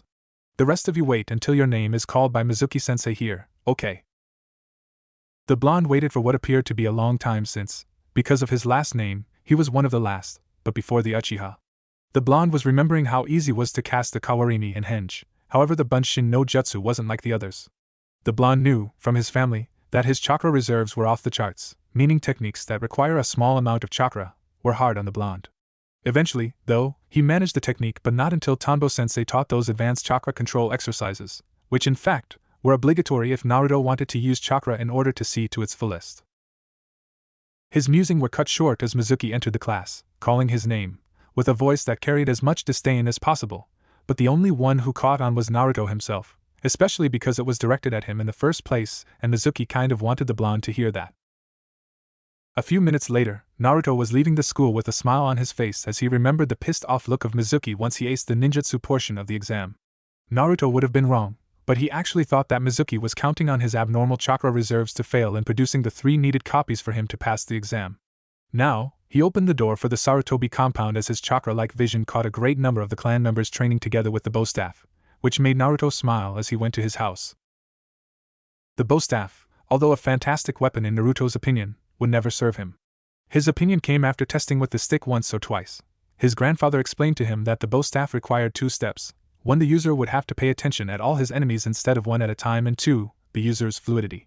Hiruzen, although impressed with Naruto's first usage, could see that the boy's body wasn't adequate for the style, from being too stiff in his movements. Naruto could compensate in his taijutsu style, but the bow staff required more. However, Hiruzen, with his amazing skills in teaching, managed to saw a fitting weapon for his grandson. The Nodashi, although not commonly used because of its size compared to the normal wakizashi and kodashi, would prove adequate for Naruto in the long run. As a clan, the Sarutobi possessed a considerable weapon inventory, and so happens to have one Nodashi that Hiruzen meant to give Naruto in the future. It belonged to Hiruzen's grandfather Sarutobi Izaki, and its design was fairly simple: black hilt, black hoister. That sword was responsible for Izaki's many accomplishments by the Shodaime and Nidaime Hokage's side at the time, and certainly, Naruto would use it well. At the Hokage's office. Stuffing some tobacco inside his pipe, Hiruzen was addressing the 2 academy teacher in front of him for Konoha's next generation of ninjas. It so happens that this one was special to Hiruzen, since his grandson would finally graduate and become a ninja. Okay, then Iruka-kun, can you give your report? Iruka nodded, before grabbing a scroll with the grades. Mizuki was sure Naruto didn't pass, because of the written test, but he couldn't say 100%, because Iruka managed to convince him that it was no big deal to process the evaluation alone. But Mizuki couldn't find a proper argument other than "I want to screw the demon brat," so he ended up complying, rather confident that Naruto would fail. Even though the damn annoyance managed to ace the ninjutsu portion of the exam. Certainly, Hokage-sama, Iruka started. Not much of a surprise here, but Uchiha Sasuke is the Rookie of the Year with perfect scores, Hokage-sama. Your grandson was second best, only falling behind Sasuke at the written text. What but? Mizuki couldn't believe his ears. Iruka said that Naruto was second best at the written text. That was impossible. The blonde didn't write a damn thing on the test. Nonetheless, Iruka wouldn't simply play favorites for the blonde, considering Iruka's parents getting killed.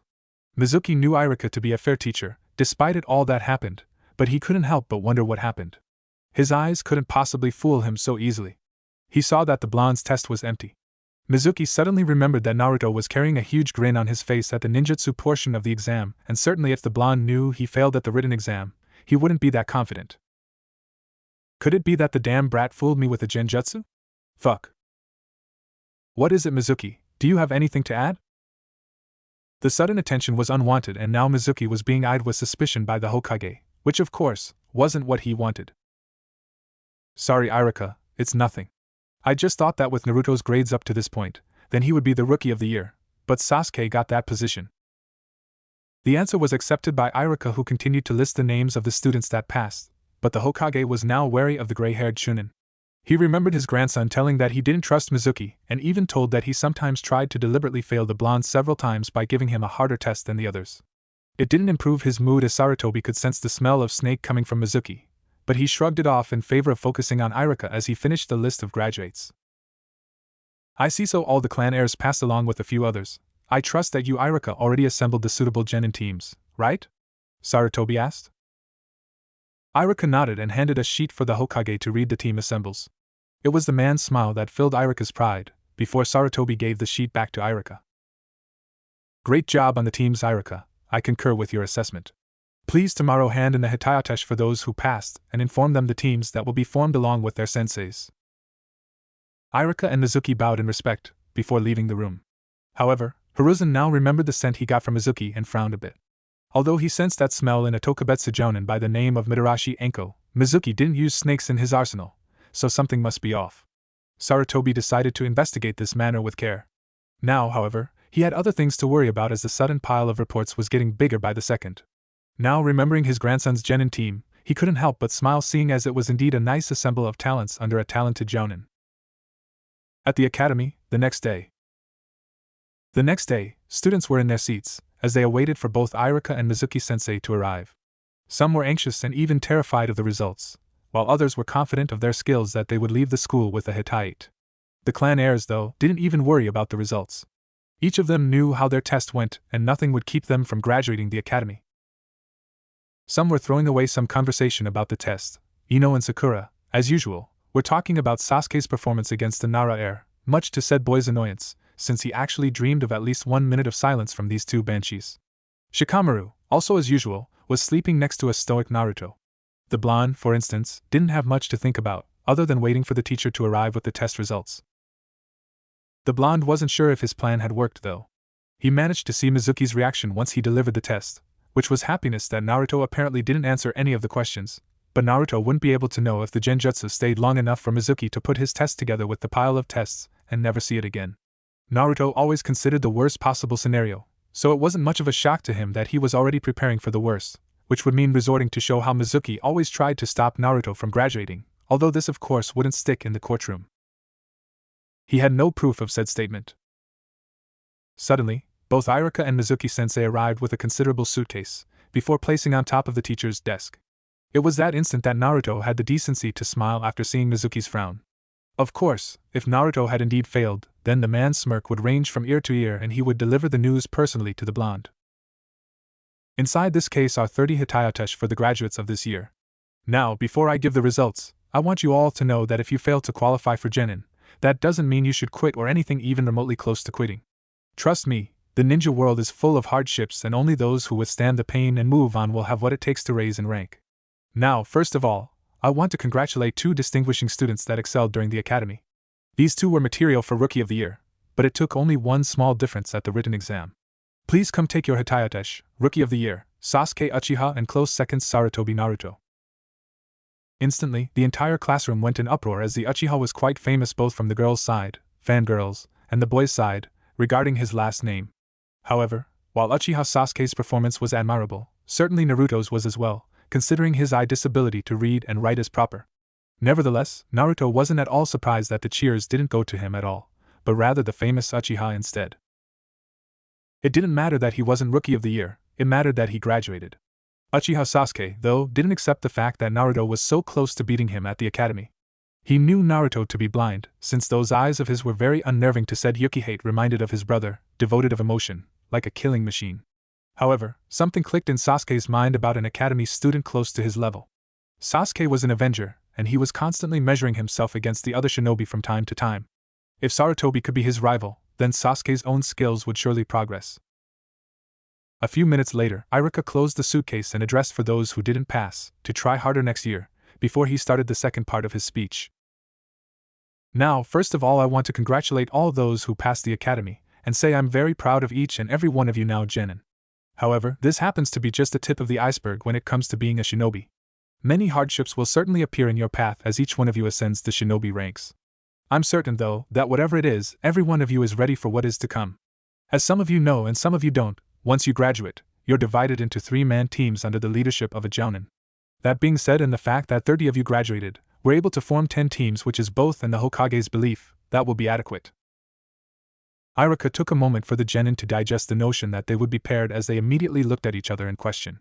Certainly everyone started thinking about who they wanted to be paired with, and certainly, too, Kunoichi imagined how nice it would be to be paired with Sasuke, until Iruka started saying the groups. Okay, then here is the list, so be quiet and pay attention. Team 1, Team 2, Team 7, Harino Sakura, Uchiha Sasuke, Inuzuka Kiba, Jounin Sensei Hatake Kakashi. As Iruka was about to continue, he was interrupted as Sakura started screaming to the heavens for answering her praise, allowing her to rub on Yamanaka Ino's loser face. The scarred teacher frowned at the fangirlism, before continuing with the announcement. Okay, now Team 8, Aburaim Shino, Hyuga Hinata, Sarutobi Naruto, Jounin Sensei Yuhi Kurinai. Team 9 is already operation, so I'll skip to Team 10, Yamanaka Ino, Akimichi Chuji, Nara Shikamaru, Jounin Sensei Sarutobi Asuma. Tomorrow you'll be meeting your respective senseis in here, at 10 o'clock. Now, since this is the last time you'll see me as your teacher, I just wanted to say that I'm proud of being your teacher and hope you'll do me proud throughout the years dismissed. The team arrangement was okay, Naruto supposed. He had 2 of the strongest genin from his academy, and both possessed useful bloodlines that could work wonders in battle. Not to mention the blonde sensei Yuhi Kurinai. The name was alien to the blonde. He supposed he couldn't make any assumptions on the woman's skills and what she could help him improve. At night, when the moon appeared in the sky, the village population was at its blissful ignorance as they chatted with friends, family, boyfriend or girlfriend. Even the shinobi population, who should at least be wary inside the village for its protection, but with a moon so beautiful and bright, those that stood behind the gates chose, instead, to get drunk at the many bars that surrounded the business district. However, one shinobi was carrying a mission for his master, hence why he couldn't relax right now. Toji Mizuki was by all means a greedy individual, and for him to accept this assignment meant very little regarding the man's loyalty to the hidden village in the leaves. As he ran throughout the rooftops, the Hokage's administration building appeared on the horizon as well as the objective. Mizuki knew that it was a risky move. After all, stealing one of Konoha's most guarded secrets would certainly label him as a missing nin instantly, that if the Umbu doesn't catch him before he manages to escape. Nevertheless, only great reward can a risk be considered, and Mizuki's master promised him power, lots of it. Right now, he was looking at the window that would grant him entrance to the Hokage's personal library of scrolls located at the last floor of the building. After he got in, he immediately and stealthily proceeded through the place, which map Mizuki pretty much memorized. Even the occasional Chunin guard that would guard the floor, the future rogue ninja knew about as he fired a Senbon embedded with paralyzing poison at the man's neck, before watching in fascination as the Chunin began its descent towards the ground. Quickly managing to avoid the man from falling and making any noise, Mizuki eventually found the door that led to his target, before he grabbed a scroll that detailed Sarutobi Hiruzen's personal signature, courtesy of his master's cunningness. After opening, though, surprise struck him, before his greedy behavior took over. Thousands and thousands of scrolls stood in front of him, containing jutsu from every element possible. However, he managed to control his urges in order to locate the scroll he was looking for. Konoha's Kenjutsu Scroll. A thorough list of forbidden jutsu that were considered by the Hokages as forbidden for a number of reasons, whether being the destructive force, the damage to the user's body, or the necessary chakra consumption. He looked for a while, before the scroll he was looking for was found. It was quite thick, Mizuki wondered, as the scroll must have tons of jutsus capable of leveling an entire village. Quickly securing the scroll by strapping it on his waist, Mizuki then proceeded for the toughest part of the mission, fleeing Konoha and meeting with his master a couple miles away from the village. Right now, the man was jumping through rooftops in a fast pace. Eventually, the man managed to enter one of the many forests that surrounded the village with a smile on his face, since hiding inside the forest was rather easy, and he wouldn't be detected. As he proceeded through the foliage, he was able to see the exceptionally big walls that protected the village from its enemies. However, just as he was about to make a run for it, a voice appeared out of nowhere, thus alerting Mizuki immediately. "Big scroll you have there, Mizuki-sensei, might if I take a look?"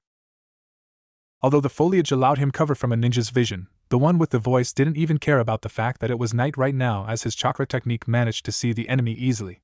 Mizuki, though, frowned in dismay as he could only see the man's shadow, but the voice was rather familiar until the person appeared. "I thought that scroll was supposed to remain under the Hokage's care. I wonder what you're doing with it." As soon as Naruto showed up, Mizuki relaxed somewhat and smirked at the chance of finally getting rid of the demon.